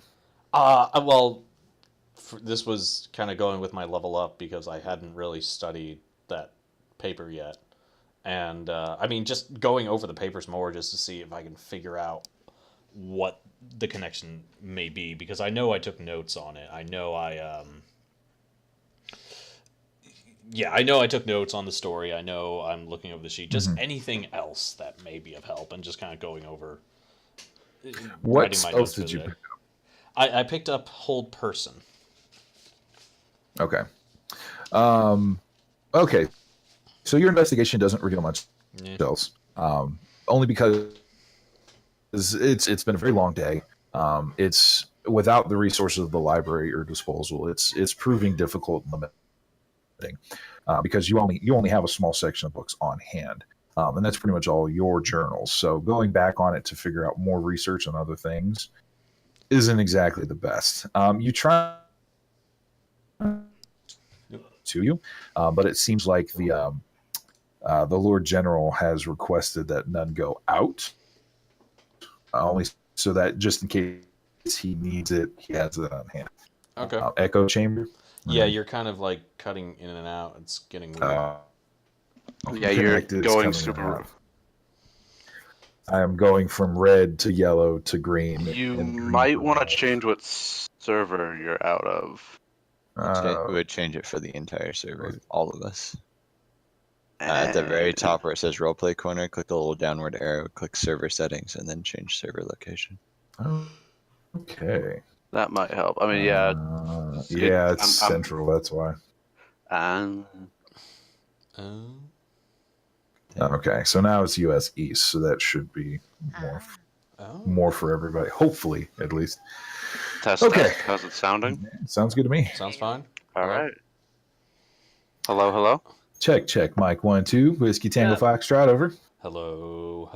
My hello. echo chamber thing was more for Othrix, because his books would just be an echo of his own thoughts. Yeah, pretty much. That's what you're kind of running to, and it's frustrating. I'm gonna go ahead and say that you wake up the next day, face down in a pile of books. So like, Which is not the first time this I'm has about to happened. say like any other day, really. So Yeah. You basically studied yourself to exhaustion. It's very difficult to glean because you're not familiar with necromancy. You're not familiar with the darker arts. While it's not necessarily illegal, it is highly frowned upon to the point where not even the academic colleges teach it anymore. yeah. There are a few necromancers that practice, but they're basically fringe. So it's very difficult for you to kind of purse out anything that has related even to the darkness. Okay. However, when you do wake up, Gabriel basically kind of knocks on your chamber door almost as if he knew you were awake, and informs you that the library is waiting for you, and they have a few scholars that might be able to help you out. Oh, excellent. Thank you. Anything that we can do to help our guests. Thank Do you want to grab some breakfast or anything? Yes, I would like food. You do remember something about the black violin. I will go there. And oh yes, and I'll put my hit points back up to 18 because I need to do that. Let's say that everybody got a good night's sleep. So if you lost any hit points, bring them back. If you have any rechargeable stuff, you did that. I'm finally up to full spells again. First time in like 3 games.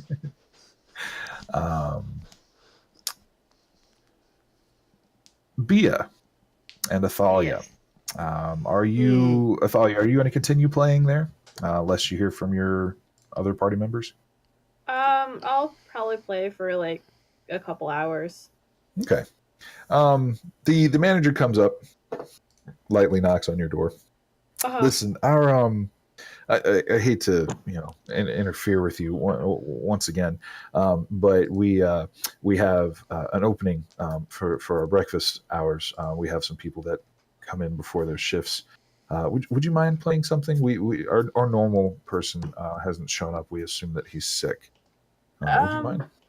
Yeah, I guess I can play today. Okay, we'll offer a few extra coins your way as well, just to balance things out. We really appreciate it. That's me stuttering, by the way. That's not me actually like dying over the connection. I just realized how that could be. I'm sorry, guys. That was the character studying. Yeah, the character stuttering, not me. So do you inform Bia that you guys are going to be staying there for a little bit longer? Yeah. Bia, are you roused at this point? It is pretty early in the morning. I'm probably awake. Ship life starts early, so I haven't quite broken the habit yet. So I'm probably awake at that point. Just kind of, I hear breakfast and get excited. It is on the house, considering that you are with Athalia. So I'm her bodyguard, if anyone asks. Totally.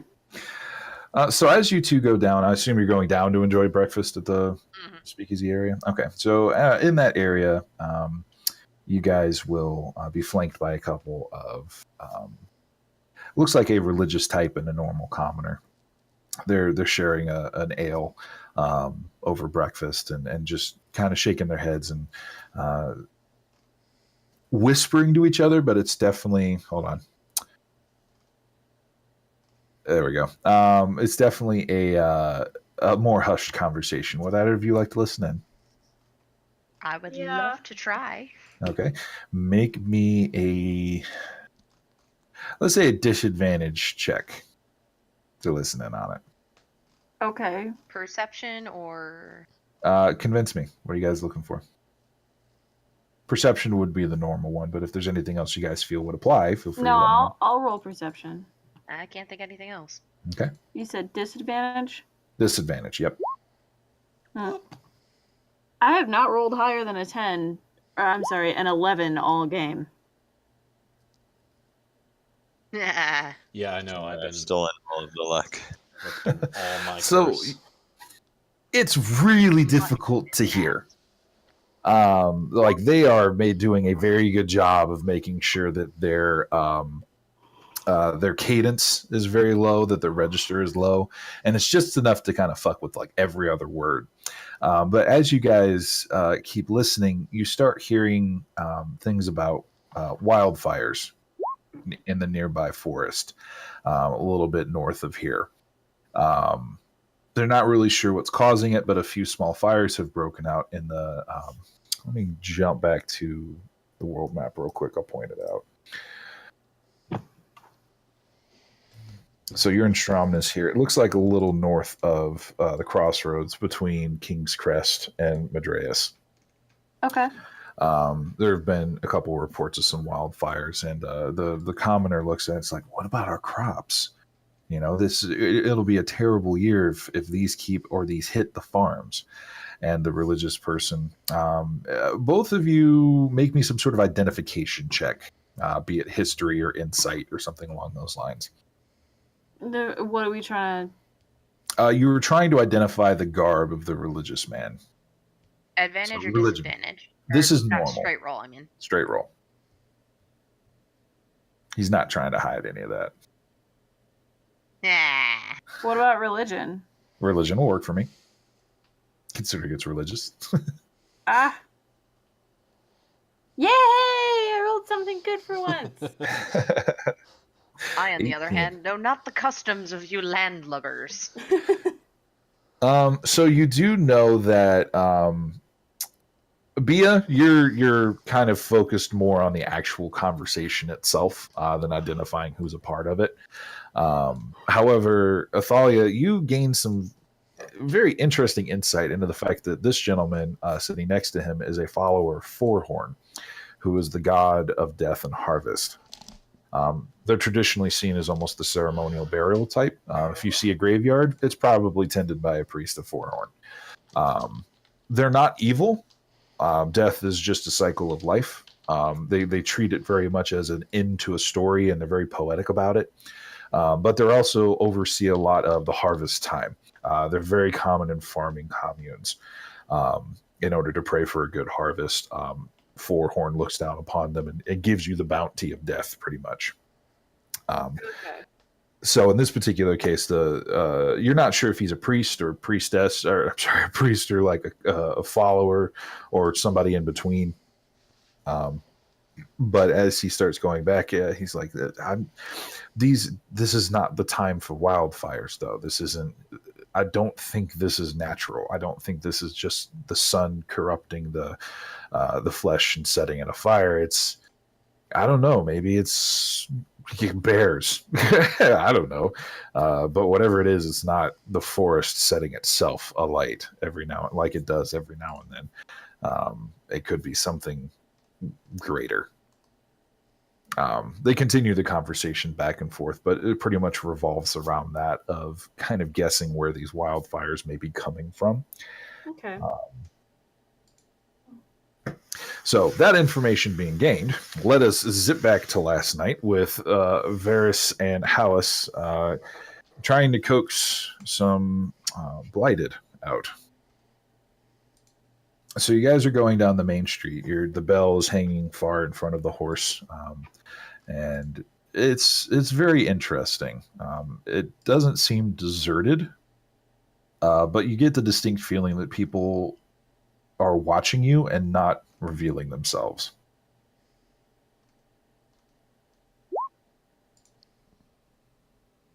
Would you like to do anything? Doesn't look like your friends are coming out to play. No.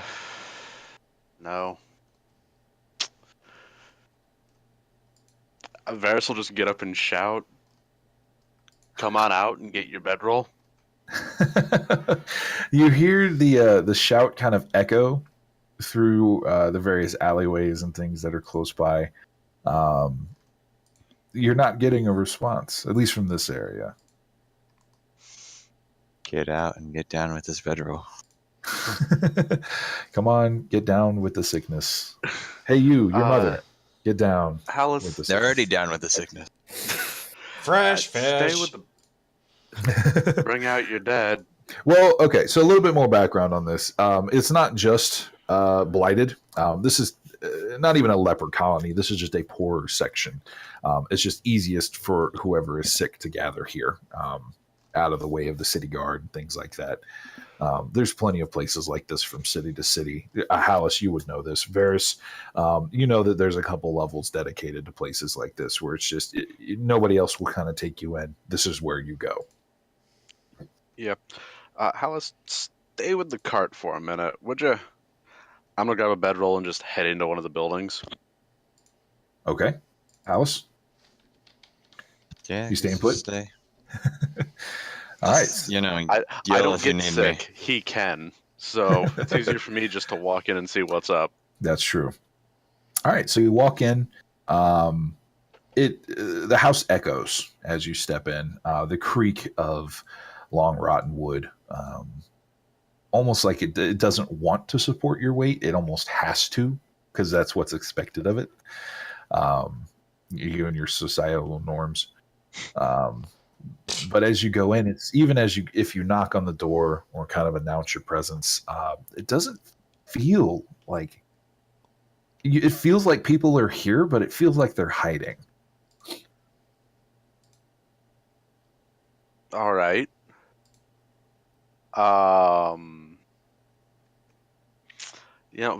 is a blunt instrument, so dancing lights. Okay. All right. So, how would you like to cast them? I'm just gonna have the four of them because they can move freely. I'm just gonna have the four of them appear and just sort of move to the house, not quickly, like at a slow searching pace. Just I'm here with bedrolls from the church of Shadal. Loud enough to be heard, but not loud enough to shake anybody, I guess. Right. Give me un moment. I'm just looking for dancing lights so I can read up on it. Here. I got it. It's right here. Okay, so it has a vocal, a synoptic, I'll call it for the moment, and a material. Somatic. Got a somatic. Thank you. So it's either going to be a glowworm or a bit of phosphorus or witchwood. Which would it be for you? Probably phosphorus. The whole underground nature of everything. Okay. So you do you reach in and kind of take the powder out, rub it on your fingers? Do you have a chunk? What do you think he would do for this? He's gonna pull a little bit of the powder out, just sort of rub between some of his fingers before just sort of blowing it into the air. And then do you say something while you do it? Because there's a vocal element. I can't think of what to say, but he would say something. Okay. What languages do you speak again? Common, Elvish, and Infernal. How about common or Elvish for light?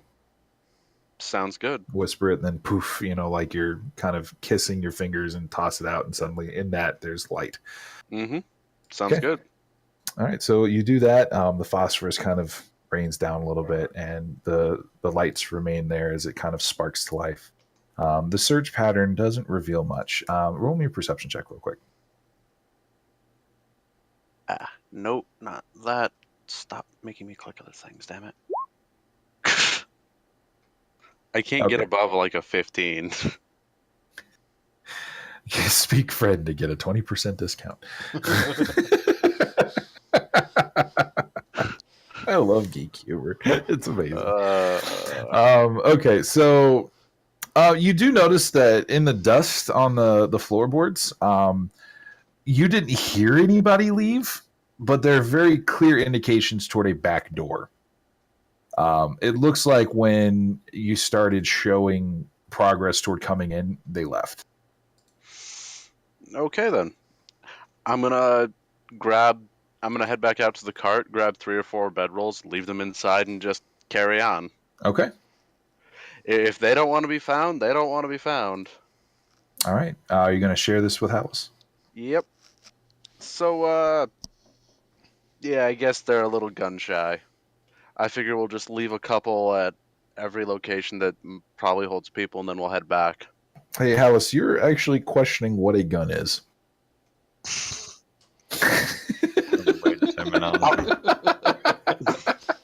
Look, I've never seen one myself, but there was this dwarf who was insisting he could project metal by using a controlled explosion. I don't pretend to understand it. He kept saying people were too gun shy, and I'm running with it. Something about taking it from my cold head fingers? I don't know. Yeah, something asking if I felt lucky. I don't know. I mean, he was punk. I don't know. he was missing a couple fingers on each hand, so I think the controlled explosion part needed some work. Something about Moab? I don't know. So Varys has basically relayed this to you, that they're a bit shy, quote unquote. Any reaction? I don't think Hallis really cares. He's more just there just so that nothing happens to Varys. Varys doesn't wind up with an extra couple of knives in his back. Yeah, that's his main purpose. He's just like, yeah, I'm just here for moral support. Ding. Checked off.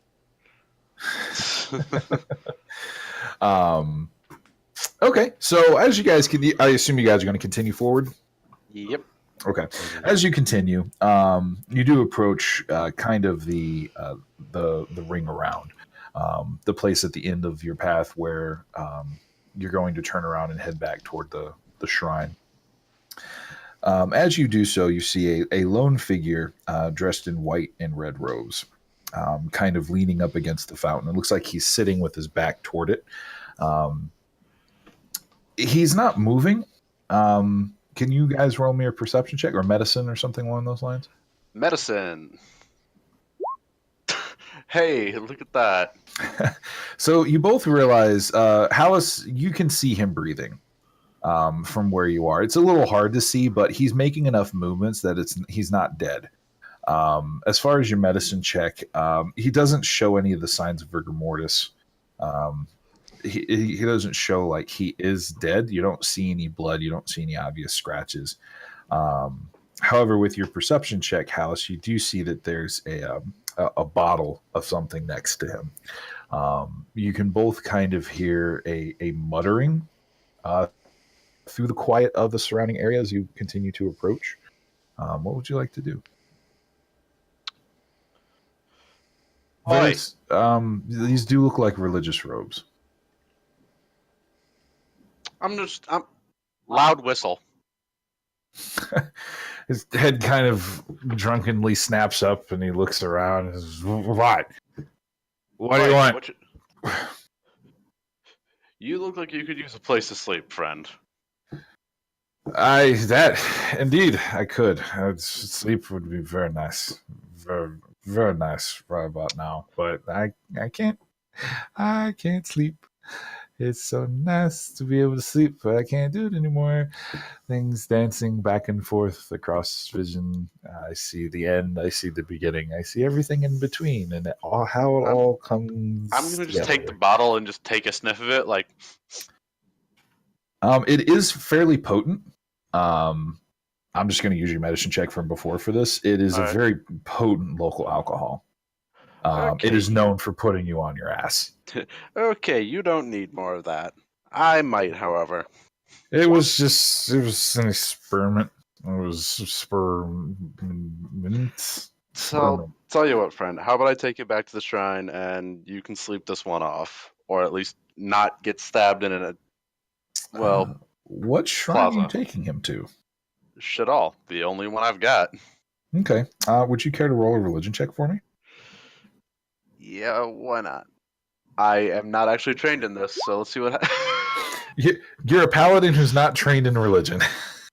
Yep. Hallis, would you like to roll a religion check? Okay. You're not really sure if you want to tell him this, considering he's handling it pretty well. But you recognize those robes as the robes of a priest of Calus, or Kaln, sorry, Kaln. It's very strange, actually, that he's out here because Kaln is known as the goddess of sleep and prophecy. So it's a little strange that he's talking that he can't sleep. Well, he sounds lost, so. Do you want to relay this to Varys? Okay. Yeah, he tell him. Alright, well, I don't know any priests of Calm, and frankly, it looks like Calm's kind of left this guy up the creek, so. I don't know, he seems pretty calm. Yeah, he does. Let's take him back with us and we'll figure the rest out from there. Maybe the Padre knows him. Okay. So you guys kind of heft him up and throw him in the back with bedrolls. Yep. All right. Don't puke on those. He is lulling his eyes. He seems tired, like super tired, to the point where, like, you know, if you remember, both of you remember at least one particular time where you have gotten that shit faced. He blew through about 3/4 of this bottle, and it's pretty much 151 rum. By all accounts, this man should be passed out. I think I should just, clock him.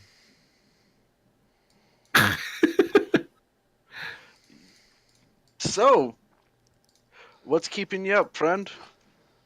Ooh, keeping me. I don't know. I worship the goddess of sleep, so I should be getting sleep. I should be getting a lot more sleep. But I don't know. I feel like everything I could I close my eyes and there's nothing, and not that normal nothing where it's just dark. There's just nothing. There's light. There's no rest. There's no nothing. It's just no matter how long eyes closed for, you just can't.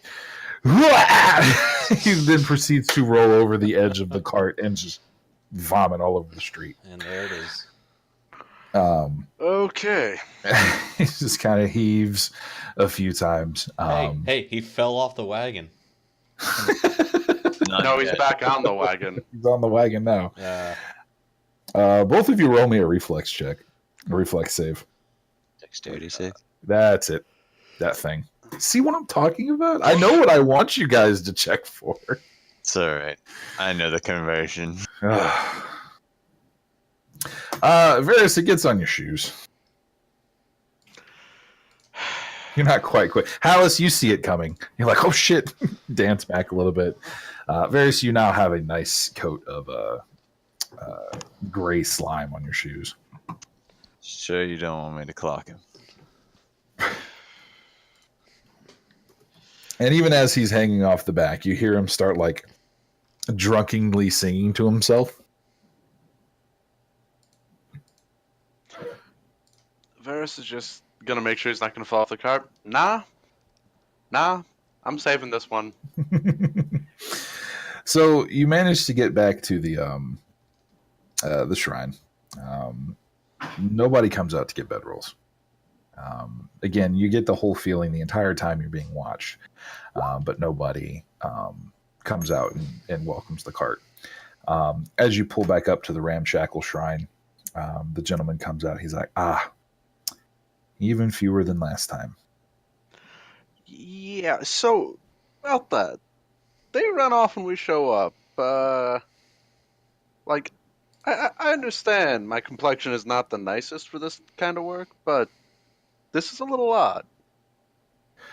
Yes, it's becoming a bit of an issue.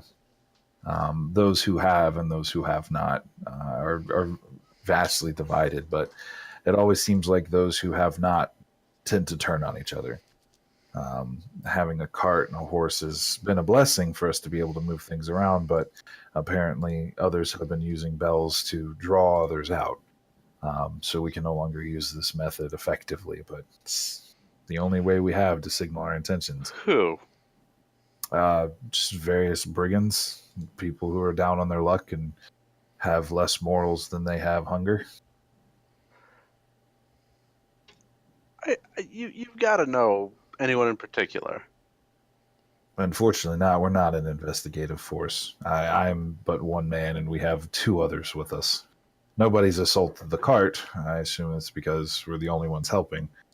But unfortunately, we don't have the ability to go out and find who's doing this. Well, maybe you can help us with this guy. I'm gonna heft the Priest of Calm inside. You see a light of recognition cross his face as he helps him down. So, Tor, what are you doing? I'm gonna hold up the bottle.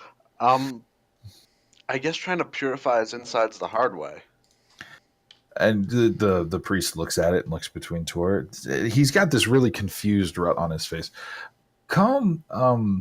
We don't get. We're the only main shrine, but there are some others of other faiths who come down here to help, and Tor has helped before. It's very strange. I didn't take him as a man, as a drunkard. He seemed very straightforward type of person, very serious about his prophecies. To see him like this is quite strange. And he's like giggling and, like pressing his fingers together and very drunkenly, like kind of hitting himself in the face. I can't feel this. This is so strange. Is this finally a dream? No, this is real, Tor. You mind taking care of him for a bit? Well, that's what we're here for. Absolutely. I'll see if I can. Can you grab one of the bedrolls out of the back and set them up here for me? You got a little water on. He got a little on my shoes. Yes, you can use the trough out back. Thanks. So I'm gonna head out back and I'm just I don't know if Shadal's listening, but I'm sitting here like, I don't know what you're setting me up for, but the hell. You don't get a response. Yeah, I know it's like a one-way line. Phone's off the hook when I need her, but I gotta pick up. Welcome to deities. Yep.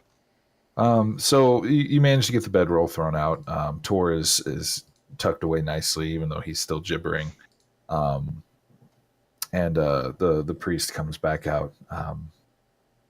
I'm not sure what's going on. He looks so tired, but it's like he will not sleep. I offered to clock him. While I think that might be a good option if he ends up staying up for longer, I'm not sure there's anything else we can do to help him at this moment. But he keeps muttering about how this was some sort of an experiment if he could sleep. And it's mighty strange that a priest of calm is not able to go to sleep. So I wonder if any others are having this issue. He kind of starts not muttering to himself, but like he kind of falls down into a deep thought. I'll have to look into this when I have the ability to. Actually, would you be able to? I still have to try and get these bedrolls out to anybody who might need them. The next priestess won't show up for a few days. A few days. Like I said, we're the only ones out here. Isn't there another Church of Shadal? I heard something about there being one in the Artisans block. Why aren't they down here helping? It's like an outreach program. Yeah, in real life, you know how they send like missionaries to do good work. Yep. That's pretty much exactly what's going on here. You wouldn't know this because you haven't gone out traveling too much, but Hallis, you would absolutely know.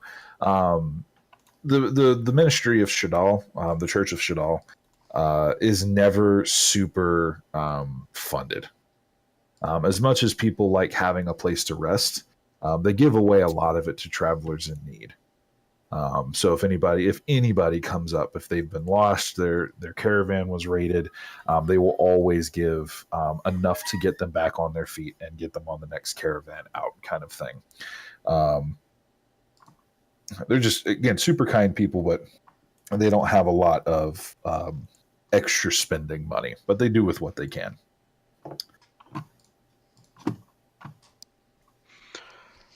Well, it's something. So, would you? I know that this might be out of the way for you, but would you be able to go to the Temple of Calm and see if there's any possible reason that he might be this way? Yeah, I don't see why not. So you don't want us to just take him with us? He's in no condition to travel anymore. I will take care of him and make sure he gets escorted back until he's in better condition. All right. Well, your choice. Well, thank you for your help. I do appreciate it. I'll retire myself here. If you have any needs, feel free to stop by and we'll help with what we can. Yeah, not a problem. What the heck? Zoo, zoo, zoo, zoo. All right, flipping over to Othrix. The library's open, my friend. Yes! School's in full summer. So the library of Stromness it looks a lot like the rest of Stromness. It's it almost looks fortified. It looks like it could throw off any type of invader trail. It could hold off. It has the arrow slits on the top. It's got battlements. But it's almost poetic that a city so jealously guards its knowledge. But you're not really sure if that's what it was meant for, or if it was converted later. It is on hillside, so it's only a quick walk down the lane in order for you to get there.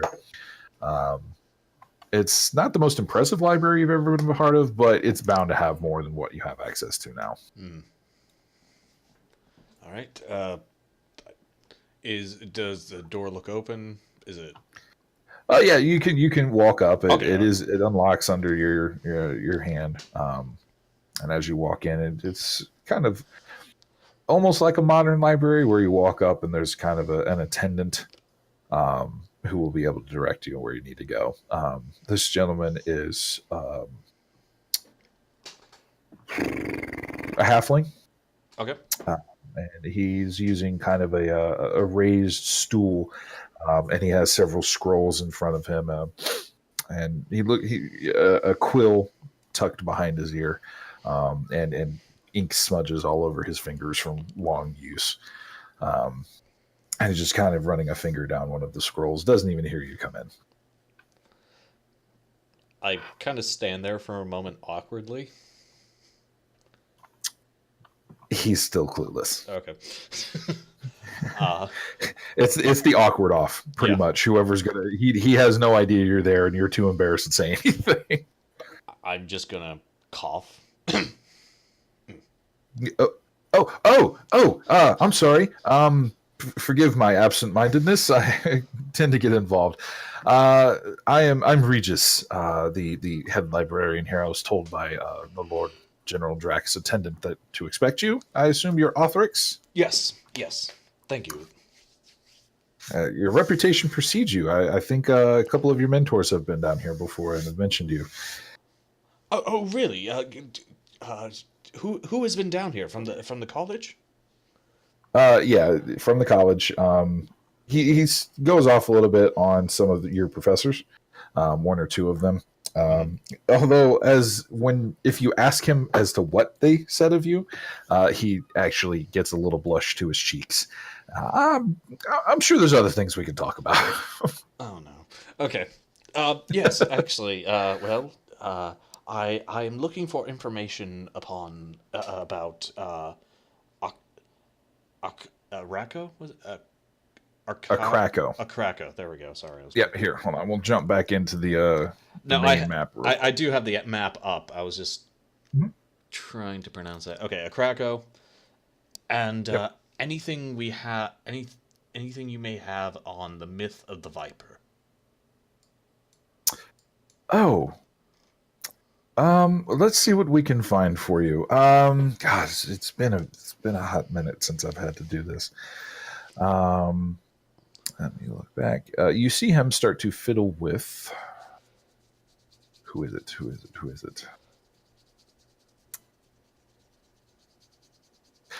You see him kind of reach down and get a kind of a long gaze to his poise as he tries to think of where it was. And you see his hand absentmindedly reach around his neck and start to play with a small twine necklace with a symbol on it. Would you like to roll a religion check for me? I would love to roll a religion check. I would love this more than you know. Please, this is like one of the skills I'm really good in. So you're making that one in it. You're pretty sure. You're kind of sure that the necklace is for Grotdam, the god of punishment and crime. Why he would have such a necklace is kind of strange to you, because that is he's either referred to as a man in a stockade or the judge.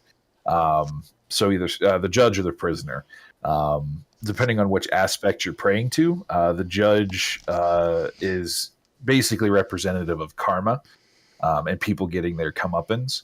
And the prisoner being who basically thieves and criminals pray to in order to try to get away with a crime if they have intentions.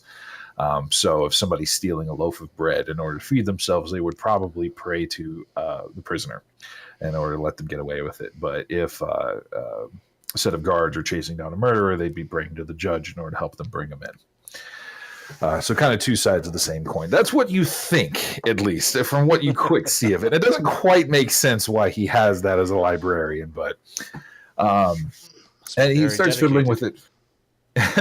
He starts fiddling with it for a moment, and then he's like, oh, yes, okay. Mythos of Elysia. I'm sorry, Mythos of Krakow. and Mythos of Religion. That's in these sections. So quick follow me. Again, ink waved fingers as he motions you toward to follow him. Okay. Obviously, you have a much longer stride than him, but he's trying. Almost in his own little world, as sometimes scholarly men do. And as he comes to a group of books far in the back, this is what we have. Feel free to peruse it. We do not, we do not allow anything to leave the facility. Of course. Unless by special permit. I'm sure you could get that through Lord Drac, though, if you know him personally. But feel free to take as much time as you need. If you need any help or guidance of where anything is, I will be right in front. Of course. Thank you very much. Please, take your time. He kind of bows out and goes back the way he came. Sorry, go ahead. No, it's all right. I'm just telling you, make checks. So okay, cool. Fluff as you will. Fluff. No, Authorix's tail is just tapping very happily at this point, and he's just. He takes a good. Go ahead and. Sorry, go ahead. Yeah, it's okay. No, I keep interrupting you. How dare you interrupt me while I'm interrupting you, Joshua? Okay, he just takes a hot moment to go over essentially most of the books he can see. He's not really focused on anything right now, just going over the titles. But yeah, okay. So checks. Lots of historical documents, mythos surrounding Krakow. There's been a lot of exploration of it, but without quite literally nobody or very few over the last 200 years since the Blight happened have actually been able to get into a Krakow, even by sea.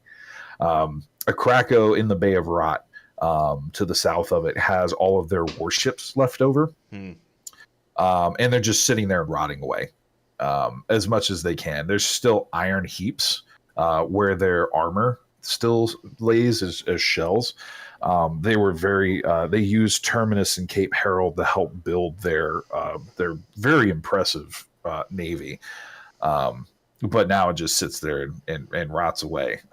The only thing, Bia, actually, you would know this, the only thing that you can really see as you come around the south part of the island is just shells of ships. It's a very, very weird and unsettling sight. Because there are tieflings in boats. There are packs of boats that have been basically like lashed together, almost think like Mad Max, but like medieval boats that have been lashed together. There's a lot of pirate activity between the Lost Wilds and the Bay of Rot area. Groups of tieflings, groups of Skaven, which is a mutated rat race, who are very common to swamp areas, lizard folk, things like that, who have managed to basically scrap together rafts and impromptu boats in order to try to take advantage of any trade between Farquaad Bay, Lifehearth, and Lorness. If everybody's on the map, basically the southern edge. So considering how few people have actually gotten into a Krakow, there's a lot of speculation and a lot of people who are still obsessed with cracking the Blemish Jewel, per se, and getting to see what's inside of it, especially in the Iron Keep's vault, which is rumored to be filled with tons of magic items that were deemed too powerful for use. Yes. Okay. So if you go ahead and make me a check, what do you want to roll? Try to piece all this together. Explain it to me. Okay, so he's... Right now I'm just looking for books that seem to be... that would at least be able to help me on this. So I guess this would be a... I would say investigation. Yeah, investigation. Honestly. Not my best, but okay. Oh, thank God. Okay. Yeah, you managed to pull a couple books down relating to the Viper mythos, a few dissertations that were written about old mythos, how deities have come and gone, but the main 5 have basically been consistent. Things like that. You also managed to find a couple speculative theories as to what lay in a Krakow, as well as the difference between Tiefling culture now and Tiefling culture then. but so far nothing that really looks like the coins that I found. Like nothing of referencing. You're just pulling books at the moment. Okay.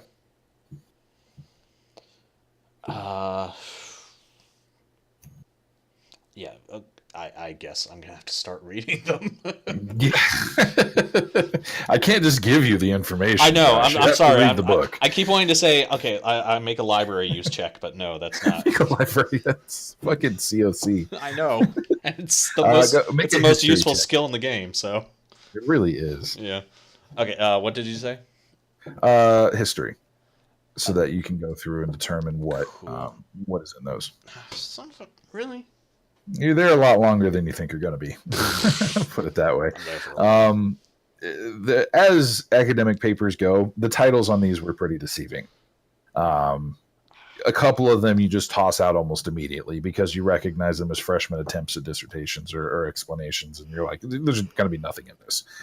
But there are a few that you manage to pick up that point you in a better direction of research. A few more books come and go. But again, you're spending much more time than you think you should be, as it's almost already midday. Oh, God. Okay. Go ahead and make me another one. And we are going to pop over to Bia and Athalia. Hey. Hello. Hello, ladies. Look at your D&D session. Now look at mine. Now look at your D&D session. And look at mine. My D&D session is now diamonds. Sorry. You can't roll diamonds. I mean, you can. I don't know what Athalia is up to because she's muted. XT, you're muted. My bad, the Right. cat again. Okay, so it is 11:15. We got another 45 minutes before we got to wrap this up. So, what would you guys like to do with this information about the wildfires up north? Do you want to try and research it more? Do you want to go see what your other party members are doing? The world, Stromness, I mean, is your oyster. I'm interested in finding more scuttlebutt about the wildfires. Perhaps we should avail ourselves of the parade deck and enjoy some farmer's market. Maybe. If that sounds like a good place. Avocados. Okay. They're selling baked goods there. I need myself a crepe and a scone and a couple baguette carbs. Is that where you want to go, Alright. Lex? Sweet Sure. dreams are I'm down. You don't get this size without working for it. So you guys pop on down to the parade deck, the parade grounds.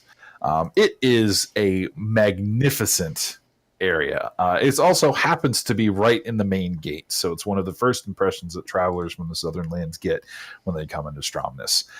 Neat rows of very colorful stalls, all types of wonderful smells and sights. People do a lot of work to make sure that they draw more attention than everybody else does, but you can't go outside of your little stall, so they go up. So you see everything from multi-tiered, interesting shops where you can actually, they have stairs that you can walk up to get to the next level. They have huge banners that unfurl from the top that are basically the medieval equivalent of the wacky waving inflatable arm flailing tube man, with print and everything from infernal to if you're a tiefling to elvish and dwarvish. But again, it is packed. It's always packed, especially in the morning when people come in to get their fresh fruits and vegetables. Especially if it's Sunday morning, because then it's just gonna be Yeah. Everybody's off. So where would you like to go? Any place in particular that you want to try and grab some scuttlebutt? Remember, you guys can reason with me. So if you're like, hey, there should be some place where people meet, veterans only, like stuff like that. Yeah, I'm guessing off of because a lot of stalls, I'm guessing, are put too wide. There's probably a really narrow alleyway behind them that's used to take produce to and from the back of stalls. Okay. And I imagine there is some place where they pick up their water, like water casks or a well or something, and I Okay. want to look for the one that looks like it's closest to the people, bearing fruit and or vegetables, perhaps. Okay. Lexi, what would you like to get up to? I'm not really sure. Okay. Well, let's reason it out. You're looking for information on these fires, right? Yeah. Okay. Who do you guys think would most know about something along these lines? I don't know, maybe the guards might. Okay. Guards might. Farmers might. Since they're the ones being affected by the fires, they're scared for their crops. So they might know Yeah, but more. if it's not that far north, the guards might know about it because the fires might be spreading. Okay. Also good. All right. So why don't you both go and investigate that? What would you like to roll for that?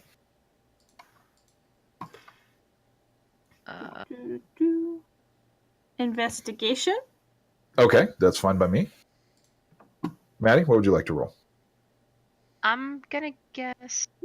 Because you're looking for where people might be, right? Like where they may congregate. Mm-hmm. All right. Roll me insight. Okay.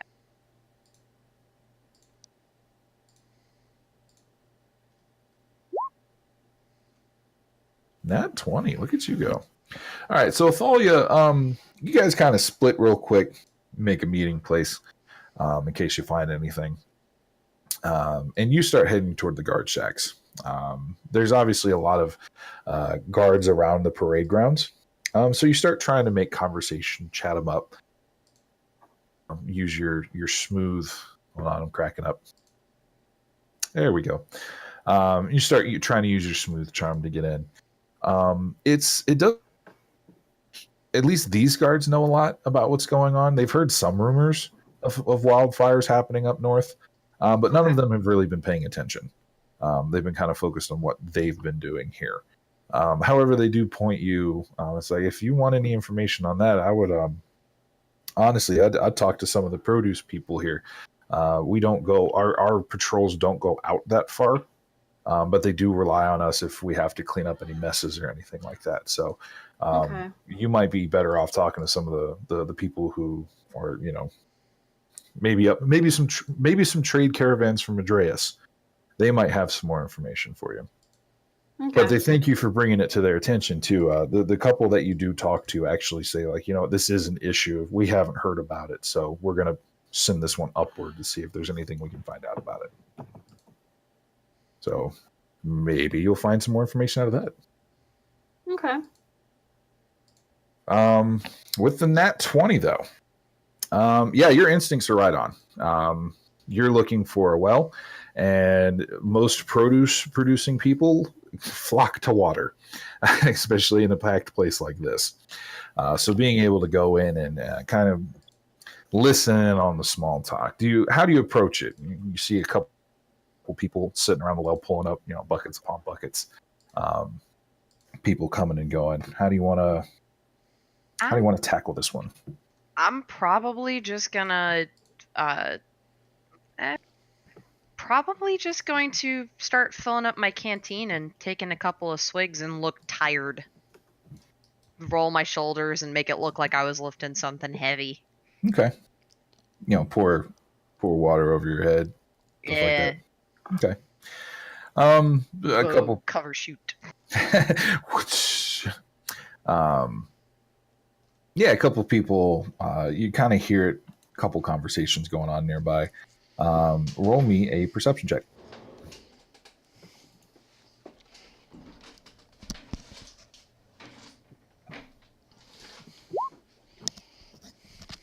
Nice. You do overhear a few just gossips back and forth for the most part. But the longer you sit, the more that you realize that the wildfires are a fairly common thing to talk about at the moment. At least from what you've been able to piece together. Every, fourth or fifth group that you overhear in some way, shape, or form is talking about how either these fires are starting to become fairly worrying because they're increasing in frequency. It's driving beasts out of the forest into the farms. They've had to, ask for some more militia support from the north end. things like that. People are starting to get kind of worried this may be an actual thing and not just like a once-off in the farmland. Okay. Athalia, Yes. where else would you like to try to scrounge up some info? I guess I'm gonna try and head for maybe some of the caravan. Okay. See if I can. I don't even know where to look. Honestly, any place where the caravans are coming in and out of would probably be good. Stable houses. A lot of conversation goes on around there while they're getting their horses taken care of. So maybe you could play a few songs and see what people know. Okay. Okay. What kind of? Do you need any kind of roll or anything from me right now? Yes. What would you like to roll? I'll put it that way. In order to try to overhear people. See what conversations are going on.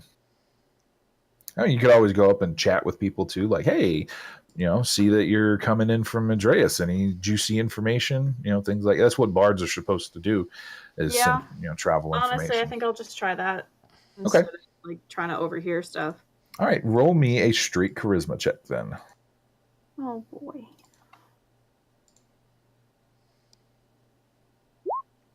Yay! Excellent. All right, so you're very smooth about this. Bards are very much generally considered nosy people, especially the traveling ones. So your impression among them is not uncommon.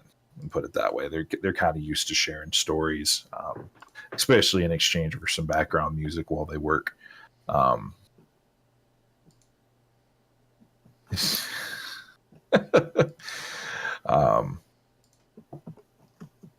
Sorry, trying to get my brain on track here.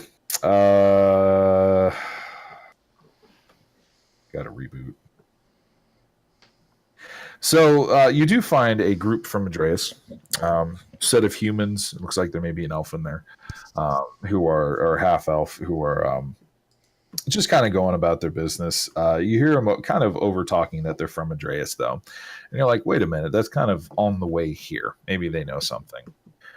Start striking up a conversation with one of them. Seems a bit more easygoing than the rest of them, so taking an opportunity to get out of work is probably what he's looking for, and you've provided a perfect excuse, especially since, pretty lady, let's try and woo her. So you start going back and forth, and eventually do find out that there have been a couple reports of druids in the area. Generally, druids work with the farms in order to try to help raise crops. There's a whole bunch of them that work with Forehorn and Ibris, as the Ibris is the god of the sun, Forehorn is the god of death and harvest, in order to try and help the crops along, make sure that they're getting the proper nutrients and stuff. Or even to help, or bless the growth of livestock. Very boring jobs, but people need to do it. Yeah. And the druids themselves generally have a very deep care for the earth and its growth. What's kind of strange about this particular tale, though, is that these guys were he's regaling the story for you, because seeing druids on this particular road is not unheard of. Like it's fairly common. But for them, it's like I've never seen druids off the beaten path. Normally, like, we see them in the forest, we see them doing stuff like that, but these guys felt like, there's a group of 4 or 5 of them, and they felt like they were rushing somewhere. We tried to set up camp with them. They didn't want to. We asked them for protection, a quick blessing. They didn't want to do it. They were actually, very rude to us, which is not something that's super frequent. Normally, any religious followers try to be fairly upstanding, but it looks like they were either trying to get somewhere super quick. They were acting very suspiciously, keeping their packs to themselves. One of them looked to be on the verge of shifting the whole time. Something that druids can do is shift into were forms of animals that they know. And they said one was baring his teeth all the time and looking like he was about to shift the whole time. It was very unnerving experience that they had. So they're not sure if that has any relation, but it's definitely something worth talking about. Yeah. Yeah, I can agree with that. I guess I'm just gonna take the information back to Bia, Okay. see what we know, see if we can, figure anything out. All right. Be you gonna knock heads with Athalia? Totally. All right. Girls' Day. Woot. Gonna pop back to Othrix real quick, and then we're gonna deal with our other two heroes. Nat 20 on that check. You run right into it. You're not expecting it. You're least of all not expecting it in a book about tiefling gambling rituals, but it's right there. Basically the sigil itself is a reference to basically property of a Krakow. So anything that's marked with that has either come from a Krakow itself or has been traded out from a Krakow before the Blight. Pre-blight, okay. Mm-hmm. Yep. So pre-blight information. Those gold coins were either reminted, and then the Krakow label was put on it, or those are 200 years old. Probably greater than that. Okay, and from what I saw, there was no indication that they were new. They looked fairly old. Yeah, they did look old. Okay. They were pretty tarnished. So why would he sew them beneath his skin? And there's no indication that they were used for anything other than, like, trade, commerce, or anything. There wasn't, like, religious significance put to them. Right. There were other symbols and sigils on the coins. Mm-hmm. As far as you know, that was, but those were just coins, as far as you know. Did you get any indication of what the runes were on his skin? I was looking at them, and I did make notes. Do you have Dwarvish? Yes, I do. Okay. It's a different dialect than you're used to. Yeah, at first you were like, oh, these are just mad ramblings. You know, the nutso person cutting nutso things into his nutso skin.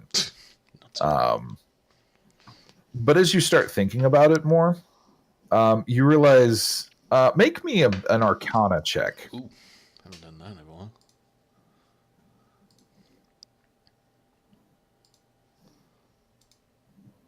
Okay, cool. So with a lot of magic, a lot of magic is dependent on the user and how the person, especially as a wizard, the main difference between the three quote unquote classes of magic, wizards have to study it. You have a certain amount of magical ability, but you find ways to kind of shortcut an innate power. Using mathematical formula and reagents and stuff like that, which is why wizards can know so many different spells and can cast all of them, but they have to mentally prepare them because they're basically geeks. They have to have the formula prepared in advance. Sorcerers, however, have an innate magic inside of them. It's very limited, but it's very powerful because it relies on their own personal outpouring of magic. And then there's warlocks who make a bond with another being of magical ability from one of the astral planes in order to provide them power. Magic wizards basically shortcut it by saying, oh, this is how this works on the back end. Maybe we can use this to substitute that piece of the puzzle. They end up not being as powerful, but they're much more versatile because they understand what goes on behind it. And as wizards go, there's a certain cadence, at least that's common. With each wizard, it's different because you have to call upon it internally differently. But there's a certain type of like pacing that you have to deal with when dealing with verbal magic. You start getting distracted because it's been most of the day at this point that you've been researching. Mm-hmm. And you're just kind of like tapping your claw and like thinking of the the glyphs on the skin to see if there's like some sort of connection, because nobody just buries gold into their fucking skin for shits and giggles. And as you tack and type, you realize that as you say it in your head, as you say the dwarven line in your head, and as you're tacking, that cadence is there. He wasn't etching nonsense into his skin. He was etching a spell over and over and over again. Do I recognize the spell at all? Can I tell at least what No. it is? Okay. No, at this point, all you know is that there may be a connection. Because at this point, you know that there are many different ways of doing magic. This may, and your mind starts kind of twirling a bit, that the cadence may not have to be a verbal cadence, and the material may not have to be held. Like, if you were nuts enough, you might do what he did and be able to shortcut it. So it was almost the creation of a spell. Flipping back to Varys and Hallis. So you guys have to check up on the group. You basically have a full day to catch up on. Do you want to go and visit the Temple of Calm while everybody else is doing their shtick? Sure. I John? don't think we're allowed to be together. Our names are too similar. Harris and Valis. No, I'm just kidding. Alice. Alice and Hallis and Varys. Yes. So you guys want to go check up on the temple? Yeah, sure. Okay. So the Temple of Colin is located in the I think the Circle Fire, I think it's called. Circle Fire, right in the middle. Colin is known for basically being the prophecy goddess. She oversees the sleep patterns of people, make sure they get enough of it. But she also brings dreams and prophecies to people. She's kind of seen as almost a ghost that flits between house to house, sprinkles sand over their heads, and the sand holds basically the essence of the universe. And whatever grains land on your head or in your eyes dictate what dreams you're going to have that night, which explains why when you wake up you have crusts in your eyes, because she came by and dropped your dreams on you. As you approach the temple, one of the big things that is consistent between all of the Calm locations is the beds. There's always places to sleep in a Calm temple.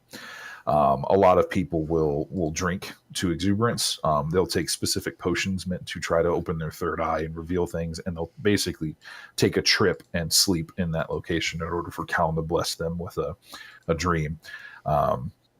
This is pretty much people trying to see if they're going to get a promotion, people finding out who the love of their life is, when they're going to die, basic fortune telling. It's kind of hit or miss. They basically put it out right at the cuff. It's like, we cannot guarantee, number one, that your dream will make sense. We cannot guarantee it's actually going to be the future, but you can try. She may have a blessing on you and you can actually get a vision of the future, but we can't guarantee it. So people are kind of they view it half hokey, half it happens. There's multiple stories of people who have said, oh, I visited a Count Temple and I learned the name of my future husband. Just as many of, oh, she's a fucking hack. She told me I was going to get a promotion and I ended up getting fired that day. So when you go into it looks just like a normal house, except with the sigil of Calm sitting next to it. And as you go up to it, you notice that it's there is somebody who's in the robes, the white and red robes, laying down on one of the beds next to the entryway, and she looks exhausted, kind of staring upward at the bottom of the bunk above her. Almost doesn't notice you come in until you see her blink a couple times and roll her head. Her eyes go super wide. Oh, I'm so sorry. It has been a very long morning so far. My apologies. How can I help you guys out today? What can Count help with? I'm gonna rattle off the name of the guy. Let them know where he was. Tor? Yeah. Oh, she kind of places her hand on her head. Oh, thank goodness. We were worried all night when he didn't show up to sleep. Oh, my goodness. Okay, I'm so glad that Shadal was there to help him out because I don't know what we would have done without the head priest here. Oh. So he was saying he couldn't sleep. Oh, well, yeah, she's it's sleeping been a pretty common complaint so far. She reaches up and kind of scratches her eyes for a moment. It seems like none of us are really getting much sleep, but it happens sometimes. Sometimes there's a fluctuation in the astral, as far as I've been able to tell, and at least what they've taught. Sometimes Calm can be a bit finicky with her sleep cycles. I'm sure that's all it is. Roll me an insight check, both of you guys. The two fighters doing speaky stuff. Excuse you, I have other abilities. I am more than just a two-dimensional paladin, thank you. I mean, I can be a Van Zam, Sarge.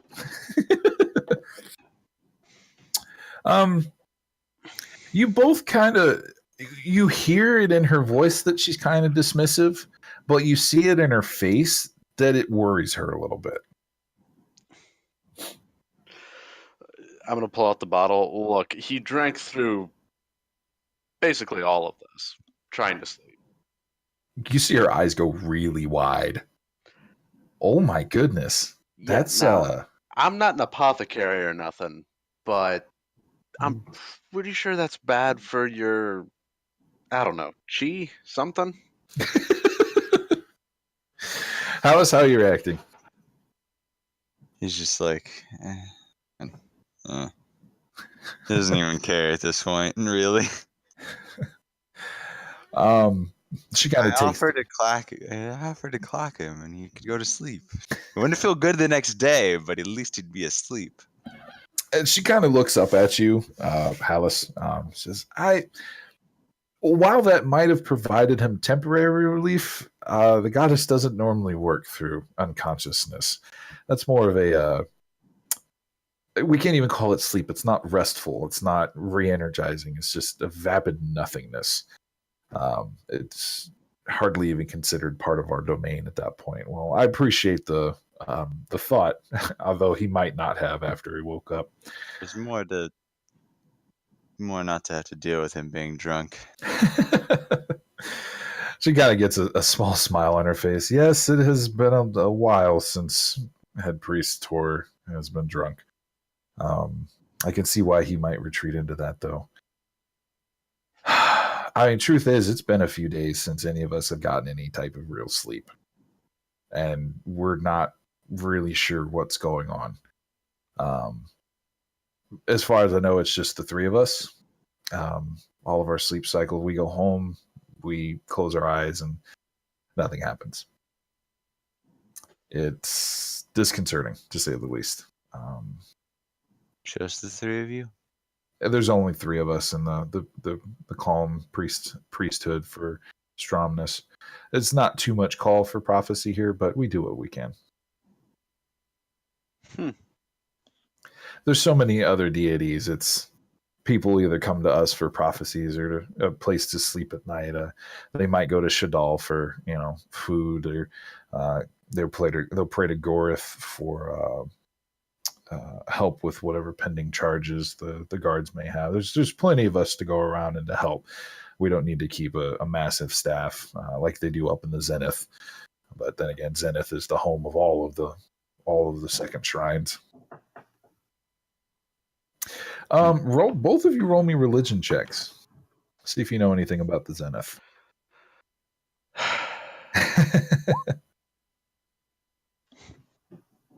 Okay, Hallis, being around the block, you can kind of poke Varys, because Varys looks a little confused at the mention of Zenith.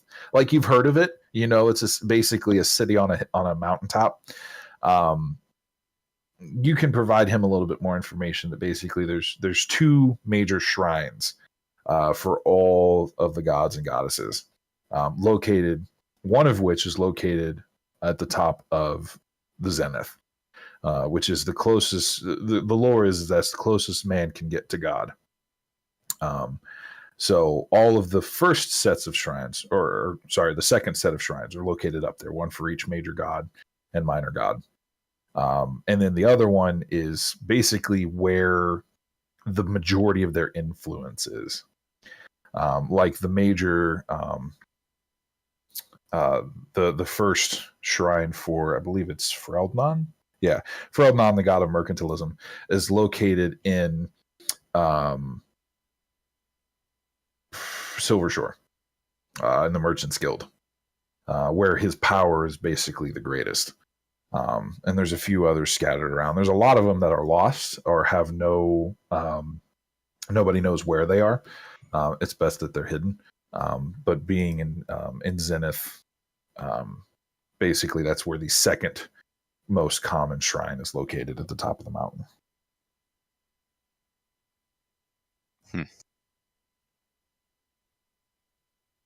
Do you heard anything from any of your other groups about not being able to sleep? It's been a couple days. So that's probably not a bad idea. We should send a message to see if this is a bigger thing. Sounds like it. For sure. Thank you. We appreciate you checking in with this. Is there anything I can do to help you, gentlemen? I got nothing.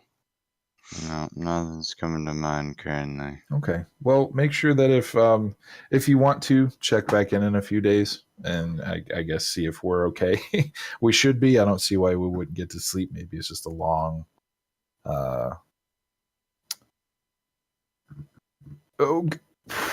Maybe it's just a long few days. Both of you roll me a history check real quick. Alice is gonna hold up his fist and be like, "If you need to, always welcome to knock you out." Oh man. Okay. How long has it been? It's been okay. Yeah, there's kind of a. Would either of you like to spend an inspiration? I don't have any. one. You don't have one? Okay. Nope. Arthrix, do you have one? I used it to keep somebody from looking at my certain page. Okay. All right.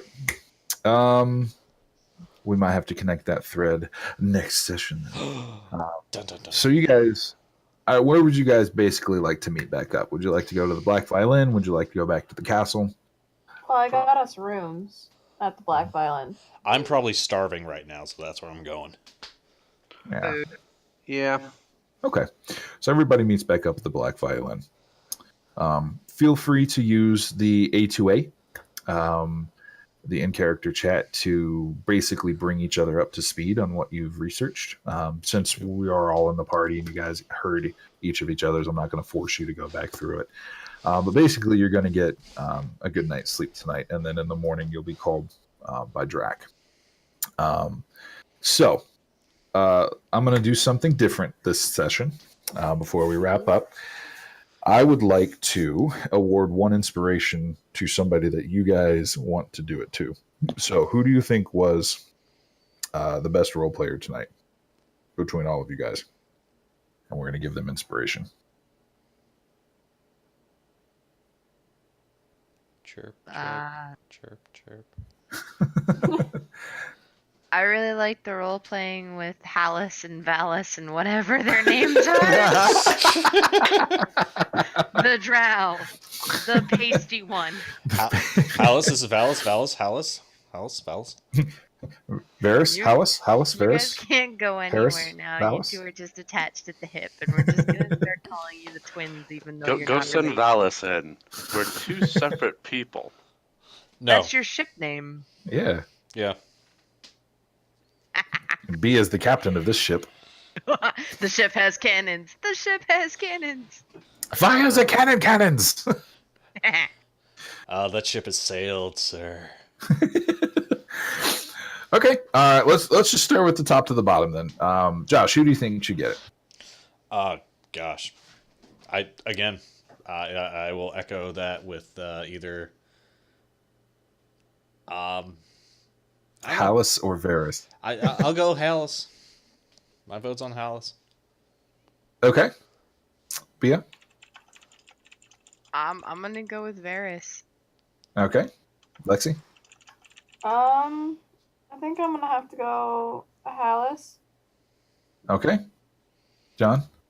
Hallis. And Garrett. I was gonna go with Lexi. She talked so much more this session. It's nice. I did. All right. So I am going to give an inspiration to Hallis, Varys, and Athalia. Yay. Because I think you guys did an amazing job. Lexi, it was awesome seeing you kind of reach out a bit more with Athalia. I definitely felt more. I definitely felt a lot more with it. She seemed to kind of come to life, which was awesome. And then Hallis and Varys, I know you guys. It's tougher as the tanks to do talky stuff. I think between both of you, you did a very good job of kind of bringing that darker section to life. Yeah. Okay. So good thing, bad thing for the session. We'll start with Josh. Good thing is I'm liking the mystery. I'm liking the lore. Othrix is liking that. I'm liking that.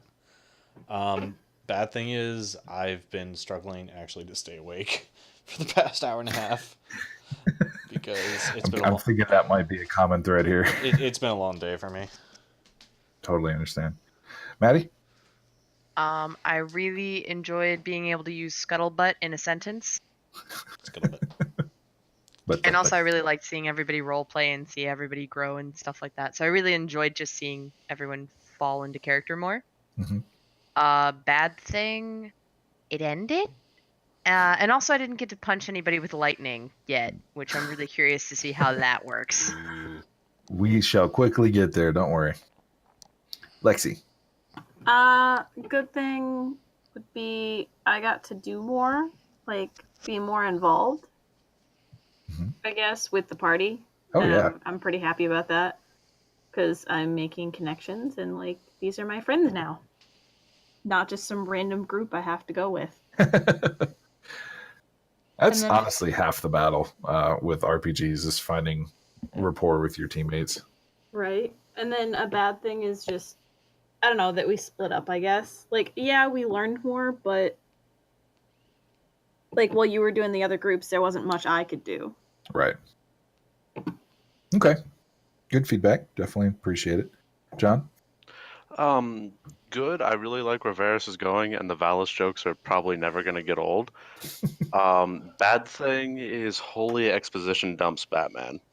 Yeah, there was a lot. I'm going to be apologize for completely that. honest. 95% of it went in one ear and out the other, and I could not tell you what was accomplished this session. Okay. Totally understand. Good thing for me. I loved seeing all of you guys roleplay. As usual, it's a super deep group. I like the connections everybody's making. Bad thing, I would probably agree. I think splitting the party up and focusing on 3 different plot lines might have been a bit much. Well, we did get a lot of information, and we have side quests now. So it is something that I can work on. And I don't think it'll be happening super frequently. It's just kind of easier to manage the group's proclivities if there's multiple plots. But I totally get it, which is why I think we should focus a bit more on the in character for these upcoming next couple weeks. And in Garrett, good thing, bad thing. Really enjoy your pacing. You have a really good like the way like you keep things going is I like you have a really good pacing. Probably my favorite part because pacing is one of those things where once it gets thrown off in a session, it can definitely make things much harder to follow. Yep. Thank you. Yeah. Bad thing, I am also very tired. There was a part, don't remember when, but I was like leaning backwards and almost fell asleep. Don't remember what was going on. I was like, oh man. I totally understand. So I'll put this out here. I know it was kind of a rough session. I tried something a bit new. So if you guys need basically a re-up on any of this, let me know. If there's any part of it that you felt that you missed that you really need, let me know. I can definitely play catch up. I don't mind it. I want you guys to be as informed as everybody else. Also, try and use the in-character chat upcoming in the next 2 weeks. Keep each other up to date because I know, again, we did this a lot in Shadowrun as if there was multiple scenes. you would kind of phase out with the other scene as it went by. And wait until it came to your turn. So try and use this in character session to kind of catch everybody up in your own special ways as to what you managed to figure out. And we'll see if that will help a little bit. See if you guys can't inform each other of what happened this session for your particular things. Mhm. But congrats. I thought I had a lot of fun. Again, I like seeing you guys role play. So cool. Well, any comments, questions, concerns? Nope. No. Cool. That one good. Good game. Yeah. GG guys. GG guys. GG. GG. Oh my god. All right, let's go ahead and say goodnight to the session. And we'll do any Night. wrap Night. ups. Night buddy. stream. Night stream. Good night, 3 people that are probably watching. Yeah. All right. Kidding. Good night, Dr. Henderson. Good luck with the papers. All right. Night.